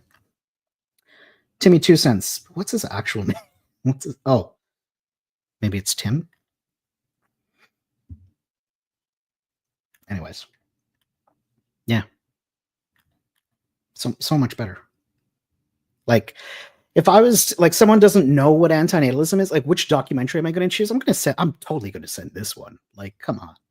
Ben, and I wanted to hear his response to the arguments I received from pronatalists. Why do people have such a hard time accepting antinatalist conclusions or antinatalism as a whole? Why is there such a barrier, do you think? Biology. I think. Whoa, look at that background. Trippy. And they got the little hat too. The eons of evolutionary. Because like the baseball cap is what he has in the photo that they sort of saw. Andrew, interesting, this Tim chap was able to get Benatar to talk, but the other chap reckoned it just didn't happen. Man, I'm so frustrated by that. Because Benatar, I've talked to Benatar like multiple times. And who am I? Like, I'm a fucking 500 subscriber Andy. Like, come on. You're telling me that that was such bullshit, in my opinion. And if, whatever, like, I don't know what happened in the background, but goddamn, that's so frustrating. History of which we are the product. And that is going to militate in most cases, not of course with all people, we're going to have exceptions, but in general, in the human species, that's going to militate against acceptance of antinatalist ideas. How bad is procreation when you compare? Man, you didn't just talk to me, you talked to George Martin too. Like, I'm sorry, like, if you want to talk to Benatar and you're making some type of documentary, yeah, like, okay, I need to rewind because I got kind of distracted. Received from pronatalists. Why do people have such a hard time accepting antinatalist conclusions or antinatalism as a whole? Why is there such a barrier, do you think? Biology. I think there are eons of evolutionary history of which we are the product. And that is going to militate in most cases, not of course with all people, we're going to have exceptions, but in general, in the human species, that's going to militate against acceptance of antinatalist ideas. How bad is procreation when you compare it to, heinous moral crimes like murder or something that's, almost not even an unethical thing like a white lie or something? The problem with that question, I think, is that it could be understood in different ways. If we are thinking about a murder, for example, it's not simply the wrongfulness of the killing that people think about. They also think about the blameworthiness of the murderer, because all of us should know that murdering people is wrong. Now, when it comes to something like procreation, where the antinatalist idea is really a very minority idea, most people are never even exposed to that idea, we probably are not going to attach high levels of blame to people who This is great. So one thing that doesn't get talked about more is blameworthiness within antinatalism spheres. It's like we could talk about the ethicality of it, but the blameworthiness, it doesn't. This addresses D&W's critique about blaming other people. The blameworthiness and the ethicality of it can be distinguished as two separate things that you're arguing. Procreate. And so if I make a claim about the wrongfulness of the action, somebody might construe that as a claim about the blameworthiness of the action. Yes! Fucking yes! Holy shit. I'm going to replay that. Comes to something like procreation, where the antinatalist idea is really a very minority idea. Most people are never even exposed to that idea. We probably are not going to attach high levels of blame to people who procreate. And so if I make a claim about the wrongfulness of the action, somebody might construe that as a claim about the blameworthiness of the action. How wrong it is for me would depend on how bad the child's life is. And sometimes you can tell in advance that the child's going to have a very bad life. Sometimes you might have good reason for thinking that it would have a less bad life than the norm. But it's in the nature of these things that one can never be sure about what's going to happen. In fact, there are very high levels of uncertainty about what would happen to any child that one produced. And so you really are playing a kind of roulette when you procreate. But the objective wrongness of it, I think, would depend on how severe that harm is. That would be different from the blameworthiness. A lot of people might have trouble with the idea. That was such a great fucking segment. Oh, yeah. Idea that the parent of the genetic anomaly kid, is he morally worse than the parent who procreated and kind of got lucky? I think a lot of people in the audience, will struggle to make that connection. Oh, yes. Well, this is the phenomenon of what's known as moral luck. And it doesn't appear only in this context. So let's imagine that you're driving and you take your eyes off the road for a moment and you hit a child. And the child dies. Well, you've done a terrible thing. You've killed the child. Whereas somebody else might take their eyes off the road for a moment and they're lucky. Nobody steps into the road and they don't hit anybody. So they've both done exactly the same thing. One had a terrible consequence, another didn't. And in fact, this phenomenon of moral luck really pervades our life. Another instance of it would be procreation. I presented the arguments against antinatalism from my interview with Bryan Caplan in the Collinses. Asymmetry is nonsense. Failure to get a good thing is actually, in principle, just as bad as the experiencing of a bad thing. And the prudent thing is to net, to sum. Full stop, iron line in the sand. No reasonable person would ever think otherwise, and only a weird dogma would get you off on some other track. The absence of benefit is not bad if there is nobody to be deprived of the benefit. And I'm quite explicit that if there is somebody who is deprived of the benefit, then it is bad. So if you fail to win the lottery, or you fail to get some pleasure that you could have got, that is bad because you're there and you're deprived of the benefit that you would otherwise have had. But if the reason why there's no pleasure is because there's no being to have the pleasure, that's what I'm saying is not bad. And I think a lot of people misinterpret your argument. They make the leap that life is good, and therefore, if you miss out on life, you're missing out on something good. The trouble with this, in my mind, is you're talking about someone who doesn't exist. So you're having to make this case that something that doesn't exist is missing out, which is the conundrum. There's a separate argument about how good or bad life is. And I think what you were doing in your representation was starting off with the assumption that life is good, and then saying that people are going to be deprived of that good. But there are two questions, really. The one is, how good or bad is life? And the other question is the question about the axiological asymmetry. I informed Benatar about the conversation I was going to have with my children. I told them how I was going to introduce the concept that even the greatest pleasures or goods in life do not outweigh the worst sufferings or harms. The lion's pleasure in feasting on the zebra pales into comparison to the zebra's intense suffering as it's being eaten alive. So let me just clarify. So I'm not making the claim that some good could never outweigh pain, because we do make these judgments in our life. We do. For example, we take the shot in order to prevent something much worse from happening later. And I'm not denying the rationality of that. All I'm saying is that if we look at the nature of things like pleasure and pain, or the satisfaction of desires and the dissatisfaction of desires, there is an empirical asymmetry between them. It's not that we can never do comparisons and never do trade-offs that involve some pain. It's just that on balance, we've got very good reason for thinking that there's going to be more negative than positive. And I also asked Benatar what he thought of implied or hypothetical consent when making decisions about procreation.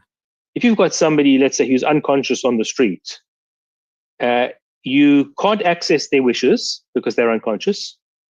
And in fact, you don't even need to work on the basis of hypothetical consent, that they would have consented if they could have. It might be sufficient that it's likely in their best interests for you to administer treatment. So think about not cases of adults who are lying on the street, but newborn babies who require medical treatment. Consent makes no sense in a context like this, because this child couldn't give consent even if it were fully conscious. It couldn't give consent to the child. There's no preferences of this being to access, but the standard that we normally use in scenarios like this is what's called the best interest standard. So you do what is going to be in the best interests of somebody. And if this is an already existing being, it's likely in their interest to continue existing, unless that's outweighed, let's say, by the suffering that they're going to endure. And that's what would justify the treatment. But if you're speaking about a being that has not been brought into existence, it suffers no harm if it's not brought into existence. And so the idea that you're now going to benefit this being by creating the being is completely disanalogous from the other kinds of case. Many people, many of the viewers are going to be asking themselves, well, I've experienced so many things in my life. You know, I've had good things, I've had bad things, and maybe tomorrow I'll get a terminal diagnosis, or I'll get hit by a bus, or something more horrific like some kind of liver problem that takes years and it's, terrible death. And they would say, I'm okay with that. Why is that not justification to create a new life? Well, think about somebody who genetically engineered a contented slave. So they decided that they would produce a child, but they do some genetic engineering on the child that they implant, on the embryo that they implant, such that this person who's produced will be a servile, but a contentedly servile person. So they've been engineered to be this way. Would it be morally acceptable to produce a class of contented slaves? I think very few of us would say that it is. And that is because the life of a slave is not a good life. And the fact that it is sort of genetically adapted to being happy in that condition would not provide us with a license to produce that slave. And I think that what's going on in procreation is we don't have human genetic alteration of the beings that come into existence, but what we have is an evolutionarily constructed genome, as it were, that is going to incline people towards accepting their condition, their human condition. And I don't think the fact that people endorse this makes it justifiable. So the suggestion was that although you're bringing this child into existence without the child's consent, if the child turns out not to be happy with his or her life, they've always got the choice of taking their own lives, of engaging in suicide. And they found the idea that you'd want to avoid somebody having to make that decision as morally monstrous. And I think the opposite is morally monstrous. I think it underestimates a few things. First of all, it underestimates lots of people's access to painless suicide, painless and effective suicide. So it may be that in some parts of the world now, some states in the US and in Canada and a few other places, Switzerland, that you can get access to medically assisted dying, and it can be a relatively painless and effective procedure. But there are many other people who are going to have to choose some alternative self-administered way of suicide. And it might be either ineffective or it might be painful. And so it's not a real option that everybody has. And secondly, even if you do have the option of medically assisted suicide, given the life drive that people have, you have to reach immense levels of pain, psychic pain, before you're going to take your life. And even then, you're going to be racked with concerns about what you would do to people who leave behind. This is an immensely weighty decision. And to put somebody into a position like that is vastly different from not creating them in the first place. But you've now asked me about this person who's unconscious and needs help. And I don't think that that is an analogy for the procreation case. Because when you have an unconscious person, they already exist. and they have an interest in continuing to exist. And so when you administer that help to them, you're doing what is likely in their best interests. Whereas when you're contemplating procreation, there's not a being that exists there. And if I'm correct about the asymmetry argument, the axiological asymmetry argument, it's not in their interest to come into existence. And that's the fundamental disanalogy between the rescue case and the case of procreation. So, who are the people who have properly addressed Benatar's version of antinatalism? I did some research and discovered Christine Overall, who wrote the book. Oh my God, he even got, he's even covering Overall? Bro. Yeah, I think she's at the University of Kingston. Wow. Wow, yeah, she, her and Benatar have gone at it a few times in papers. Damn. Why Have Children? She dedicated an entire... What the fuck? I don't know many people that know that book. Wow. Chapter to Benatar's arguments. And would she make me feel better about my decision to have 3 children? Can I encourage my daughters in good faith to start family? He didn't show that book. Why Have... That's in case anybody's watching and want to read that book. Yeah, cool. Children. She dedicated an entire chapter to Benatar's arguments. And would she make me feel better about my decision to have 3 children? Can I encourage my daughters in good faith to start families of their own? Overall offers up a thought experiment where half the people on a planet, 5 million to be exact, are happy and 5 million are suffering. The never-ending reading list grows. It does feel that way sometimes, but honestly, you dedicate a couple of years, you'll get through it. It's Andrew, I know. Bro, the people that told me this was a fine documentary, come on. This is very good, man. I feel bad that I didn't watch this sooner, but like, you know, all this stuff that comes out about anti-natalism, it's always surface level, but this guy, wow. I'm impressed. Suffering. In this scenario, an angel petitions God to fix the situation.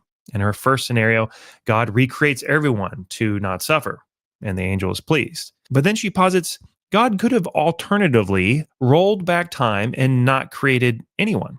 This is obviously what she sees antinatalism as, rolling back time and not creating anyone. She states that the angel would be displeased with this option.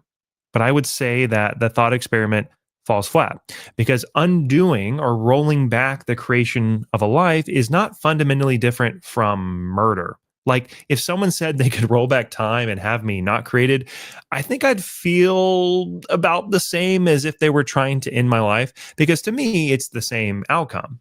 And she does bring this contention up in the book, but I think the thought experiment only seems morally repulsive because the angel witnesses the non-creation of the previously created 10 million people. Overall, waffles her way out of the problem on page 100. She creates a situation where there is no God.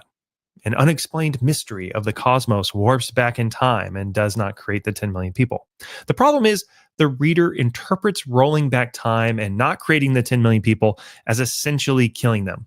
They existed in one scenario, and now they don't. Whether it's God or unexplained mystery, people being uncreated is not the same as never existing. And despite my bias to want overall to find a contradiction in Benatar's logic, I didn't find a good argument in her book. I'll spare you from going through all of her objections, but in my humble opinion, she just doesn't understand Benatar. The worst defense.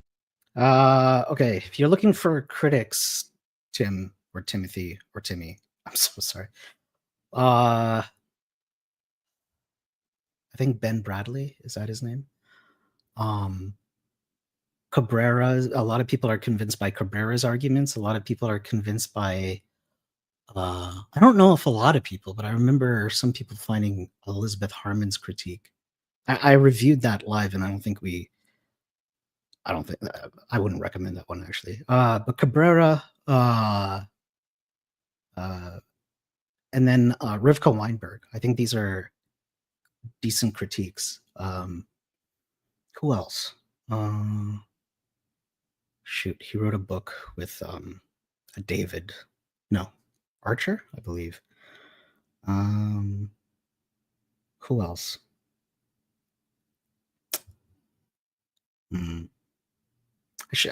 I'll create a list now. Also, that 2012 journal,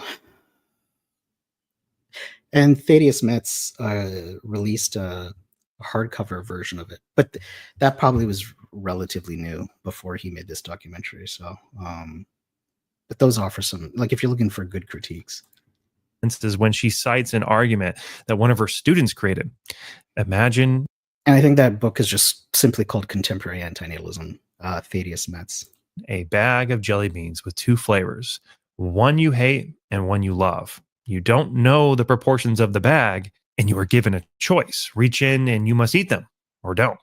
I think you can see where this is going. Life has suffering. I obviously disagree with the critiques. I'm just saying some are better than others, but I still disagree with the critiques. The black licorice, and life has pleasure, the normal jelly beans. I intuitively just don't even agree with this thought experiment. Nobody would take the challenge. I hate black licorice, and if I had to eat even one in a handful. Just got The Human Predicament today on Audible. Nice. I was listening to that yesterday, I believe. What's that? Benatar didn't narrate it. Yeah, I know, right? That would have been cool. But the person who narrates Better Never to Have Been in The Human Predicament, I think he does a good job of it. But yeah, it would have been cool if Benatar narrated it. Well, it wouldn't be worth it. But I wanted to see what my family thought. Wait, so do we have to eat the whole thing of whatever we get? Yes. So here's the deal. You're forced to start the game, but you can opt out if you want to. No, I'm not opting out. I'm doing this. All right, Lily, you want to go first? Oh, no. I have to eat all of it? I feel like you got like a mix maybe, or what? So start eating. Wish me luck. Are you just going to get that over with? Uh-huh. Okay. Both of your plates could be entirely licorice. Oh. So Lily, so you're not having a very good time over there.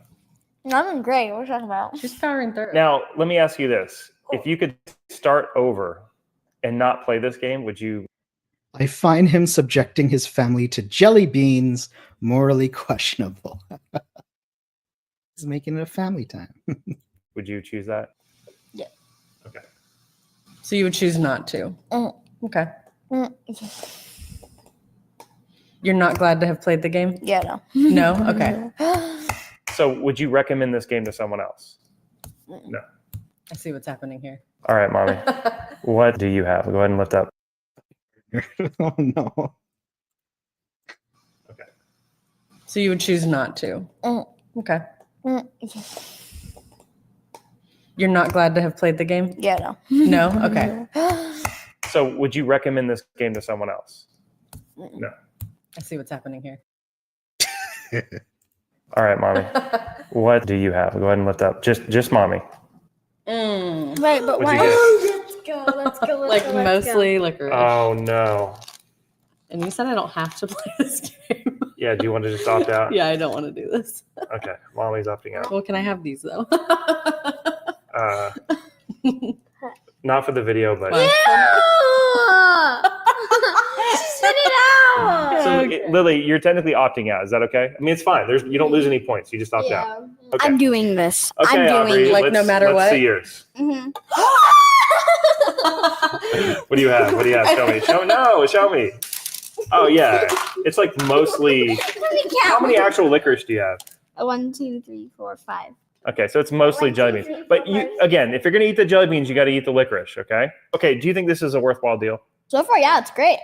If you had to play this game again, I were to mix these cups up, and you could get... If you had to play this game again, and you could get a plate full of the black licorice like Mommy, would you play this game again if you had to eat everything? No. Interesting. Would you recommend someone else play this game? Interesting. Do you think this is a worthwhile deal? So far, yeah, it's great. If you had to play this game again, I were to mix these cups up, and you could get... If you had to play this game again and you could get a plate full of the black licorice like mommy, would you play this game again if you had to eat everything? No. Interesting. Would you recommend someone else play this game? If it was my enemy, then yeah, I'd be like, this is so fun. But not someone that I like. Yeah. Ooh. Okay. Apparently, my entire family would have been better off had the experiment never been. But then I found David Boonin, a philosopher. No fucking way. He got Boonin? Oh my God. This guy wrote the fucking non-identity problem book and the on a defense of abortion. Holy shit. I tried to talk. I mean, okay, I talked to Boonin, and now this motherfucker is busy a lot. Holy shit. Guys. Oh my. I can't believe I was so ignorant of this fucking video. You got Boonin? Holy shit, man. Okay. He covered overall, he covered Benatar, he covered Boonin. Holy shit. And the Nick guy from the True Detective thing. Like, he's covering so many freaking people. My mind is... Andrew, this is something anti-natalists should do. Hand people cups of jelly beans. Hey, man, yeah, why not? I can't believe...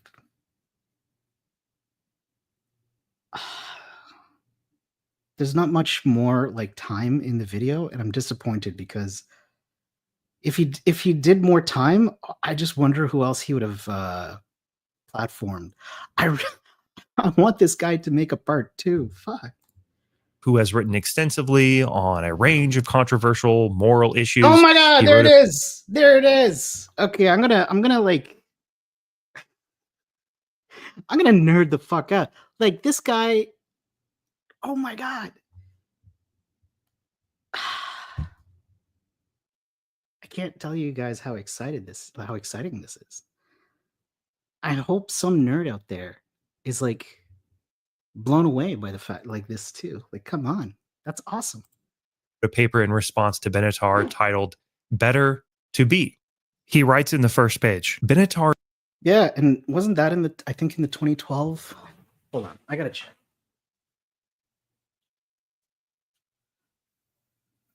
I'm gonna get it. I'm gonna play it, and I'm gonna see if I can find it.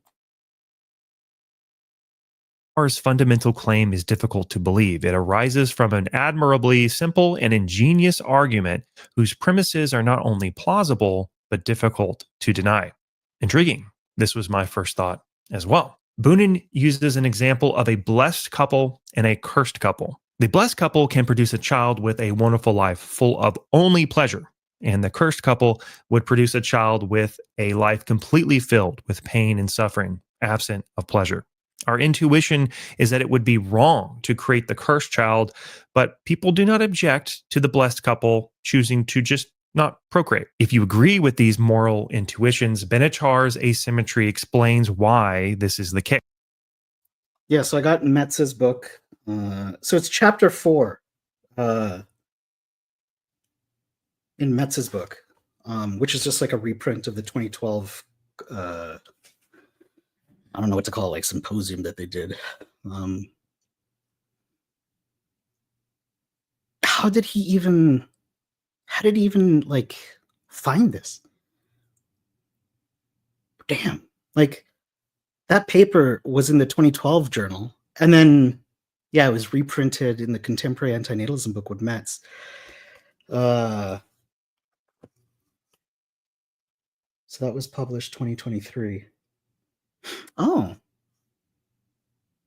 I wonder if he did see this book.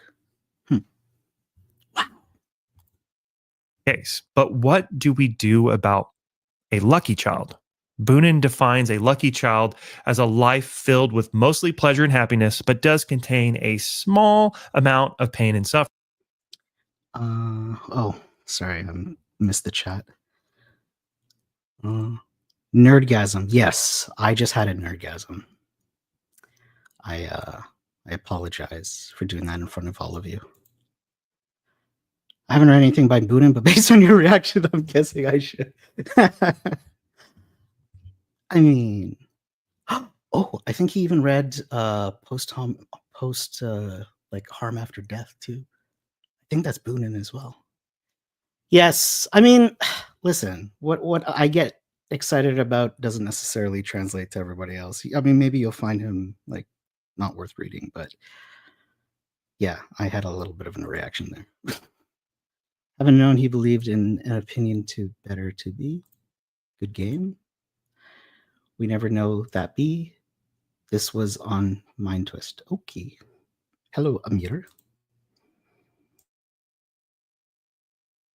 What's happening? According to Benatar, the lucky tuitions Benatar's asymmetry explains why this is the case. But what do we do about a lucky child?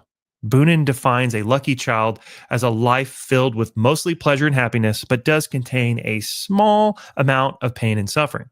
According to Benatar, the lucky child is better to have never been, because a non-existent child cannot be deprived of pleasure. Again, our moral intuition is that it's not wrong for the blessed couple to not have the blessed child.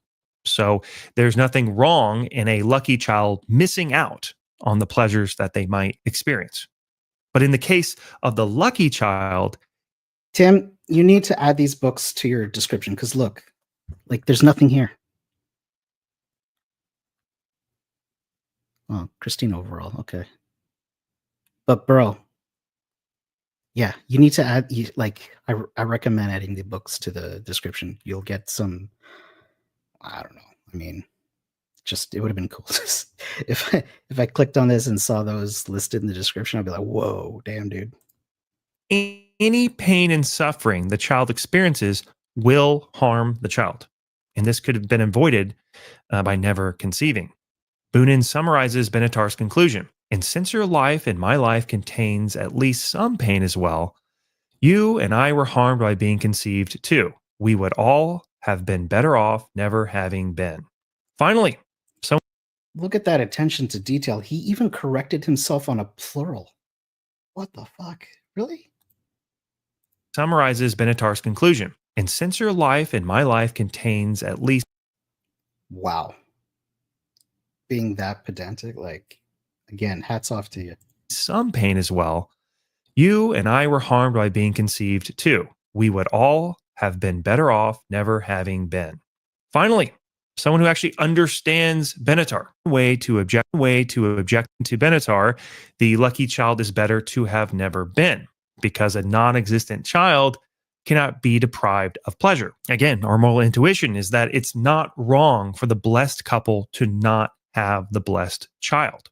So there's nothing wrong in a lucky child missing out on the pleasures that they might experience. But in the case of the lucky child, any pain and suffering the child experiences will harm the child. And this could have been avoided by never conceiving. Boonin summarizes Benatar's conclusion. And since your life and my life contains at least some pain as well, you and I were harmed by being conceived too. We would all have been better off never having been. Finally, someone who actually understands Benatar. But how does he get around Benatar's asymmetry? He writes, one way to object to Benatar's argument then would be to identify an alternative principle that does an even better job of explaining the asymmetry and that produces a different result in the case of the lucky couple. And so he modifies Benatar's argument. If the absence of pain can be better than the presence of pain, even when there is no actual person who enjoys the absence of pain, that is, then the absence of pleasure can be worse than the presence of pleasure, even when there is no actual person who is deprived of the absent pleasure. He creates what he calls the relational symmetry principle. Boonin argues that since a person would not exist without procreation, they cannot be harmed by being brought into existence. Harm requires a comparative state where the person is worse off. But this doesn't apply when the alternative is non-existence. Moreover, Boonin criticizes Benatar's asymmetry between pain and pleasure, advocating instead for a relational symmetry that treats the absence of pleasure as similarly bad as the presence of pain, depending on the context of the actual person's interests. The problem with this modification is that the blessed couple, who remains childless, is depriving their future child of pleasure by remaining childless. Because if the absence of pleasure is bad, in the same way that the presence of pain is bad, not having the blessed child is also bad, right? Boonin writes, if the blessed couple decides to conceive the blessed child, for example, then things will be better from the point of view of the interests of the blessed child. And the blessed child will therefore not be made worse off by the decision. If the blessed couple decides not to conceive the blessed child, then things will be worse from the point of view of the interests of the blessed child. But the blessed child will not exist, and so will not be an actual person who has been made worse off by the decision. Regardless of which choice the blessed couple makes, then no actual person will be made worse off by their decision. But what about the lucky child? The child with mostly pleasure and a small amount of suffering. Boonin's version of Benatar's asymmetry states, since the total amount of pleasure outweighs the total amount of pain, in this case, the magnitude of the advantage that existence has over non-existence is greater than the magnitude of the advantage of non-existence has over existence. And so, Boonin has provided an alternative argument as to how the blessed couple isn't committing harm by not having a child, while at the same time, the lucky couple isn't committing a moral harm by having a child who will still experience pain and suffering. There are several problems with Boonin's arguments, though, such as nobody knows what's going to happen before conceiving a child. You don't know if you are the unlucky couple where your child's life is not mostly pleasure. And according to Benatar, we underestimate the amount of pain in our lives and we overestimate the pleasure we received. But if perception is reality, does it really matter? In It's a Wonderful Life, George Bailey actually said two things. I suppose it would have been better if I'd never been born at all. I suppose it'd been better if I'd never been born at all. And I wish I had never been born. I said I wish I'd never been born. The movie may have proved the world was better off with George in it. He saved his brother's life. He stopped the local pharmacist from accidentally poisoning a child. And when his father died of a sudden stroke, George sacrificed his lifelong dreams to run his family business. By doing so, he helped keep the business open to provide affordable loans to working class people. And during the Great Depression, when a bank run threatens the building and loan, George uses the money he had saved for his honeymoon with Mary to keep the business afloat. And so you could say the world was better off with George in it. But what about George? If George never existed, he wouldn't have needed to sacrifice his dream to save his family business. He didn't have a dream to sacrifice. He didn't have to jump into the icy water, going deaf in one ear to save his brother. He didn't have a brother. And he didn't need to remedy a bank run during the Great Depression. The Great Depression wouldn't exist for him. The film doesn't examine the counterfactual. A world where a Hollywood scriptwriter doesn't pencil in a happy ending with a guardian angel. But I'm sure at this point, you are all curious as to what my conclusion is after this journey. Am I an antinatalist? I will tell you this. I don't plan on having any more children. However, I wasn't planning on having any more children when I started this project over a half a year ago. My conclusion around antinatalism is complicated. I believe that many families mindlessly bring children into the world for wrong reasons. But on the other hand, I would encourage my daughters to start families of their own. And as for the intro quote, I do believe there are almost an infinite number of ways to mess things up. I worry about what can go wrong and does go wrong for families all over the world. But I think the best way to summarize my overall feeling is this letter I found from Mike Rowe of Dirty Jobs. He was writing in response to someone asking why he decided to not become a parent. And here's what he said. The question is certainly personal and hard to answer without casting a subtle judgment on a certain lifestyle and probably offending a few people.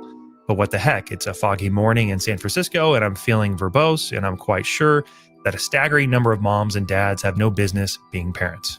As institutions, I have no problem with marriage or parenthood, and I enjoy kids when they're enjoyable, but the relative ease into which parenthood can be accomplished is breathtaking, especially when you consider the conspicuous lack of qualifications required. Every other undertaking in life demands some level of proven competence or maturity, from driving a car to owning a gun to casting a vote to having a drink to building a garage on your own property. Such things require licenses, permits, and permissions, but not raising kids. No. The most difficult task a human being can embark upon, the lifelong commitment of parenthood, requires no qualification whatsoever. And yet the default question regarding having kids is always, why not? Mike Rowe is the fucking man. Oh, I'm ignorant. I don't know who this is. Who? I'm gonna Google it. And not as the original poster suggests, the far more logical why. Personally, I've never heard a really compelling, thoughtful argument for or against parenthood. All positions, when closely examined, reveal the clever workings of our true nature. Our minds are wired to justify and defend those decisions already made, or more often, our own pre-existing condition. This is normal, I think. People with families want to feel. Oh, wait, is this Tim Allen? No.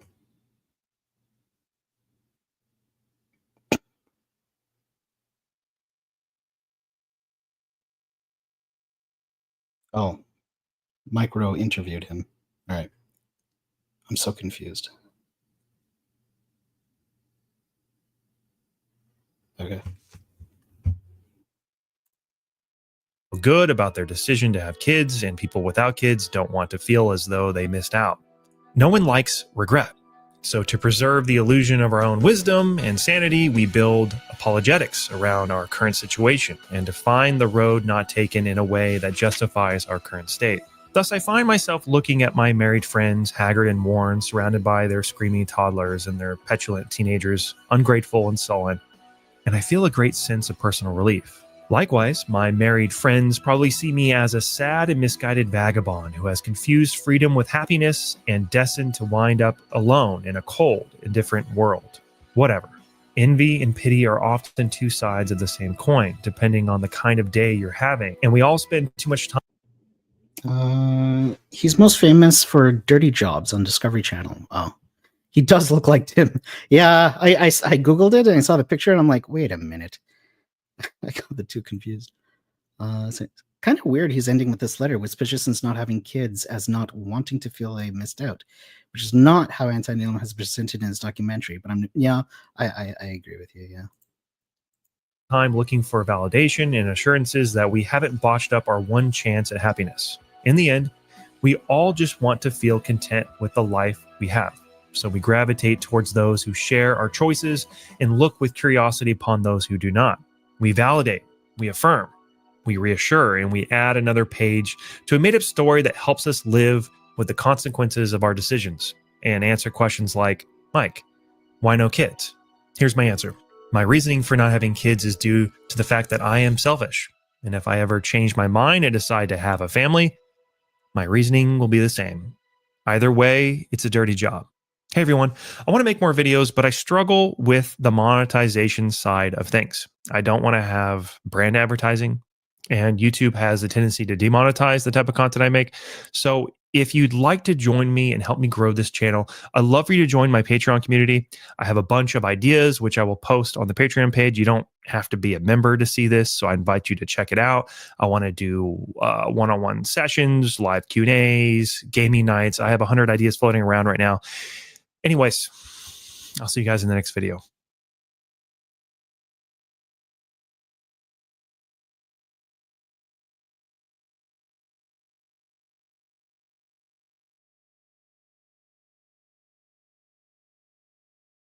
Oh, I was muted. Wow. That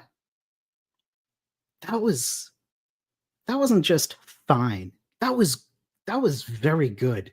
I can't say great, but like it was very fucking good. Holy goddamn, guys. Yes. Tim, if you like, yes, look, like clap, man. You like I can't believe this thing didn't blow up even more. Wow. He covered a lot.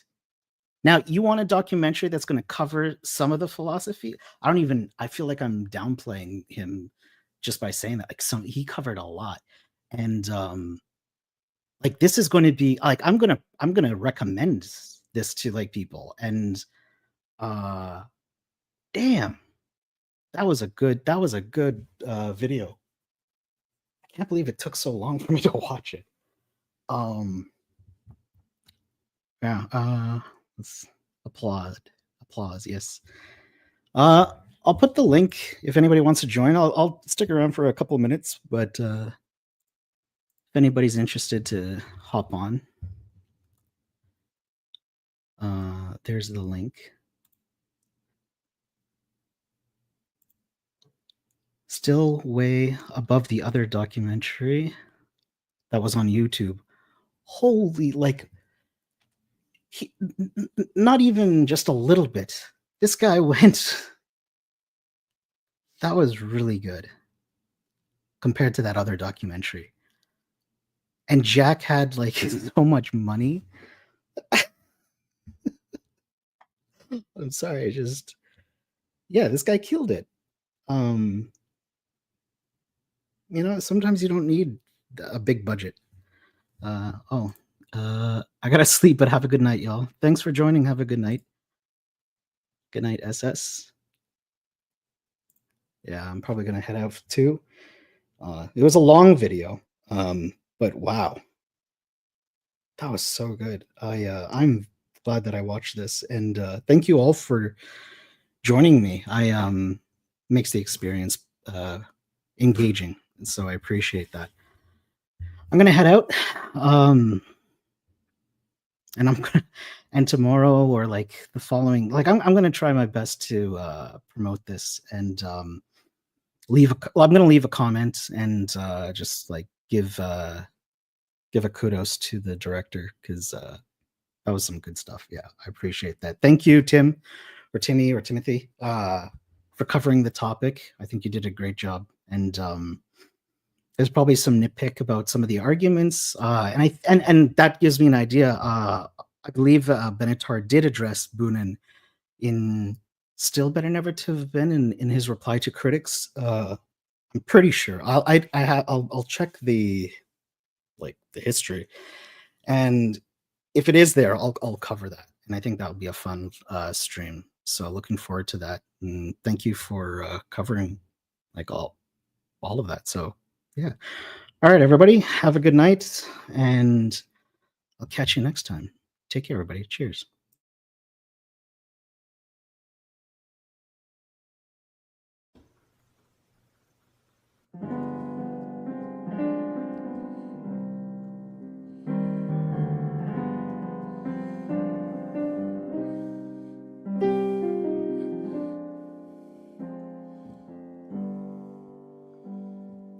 This is my least favorite life, the one where you fly and I don't. The kiss holds a million deceits, and a lifetime goes by in smoke. This is my least favorite you, floats far above earth and stone. The nights that I twist on the wreck, all the times that I feel most at home. We're wandering in the shade, in the rustle of falling leaves, a bird on the edge of a blade, lost now forever, my love, and a sweet memory.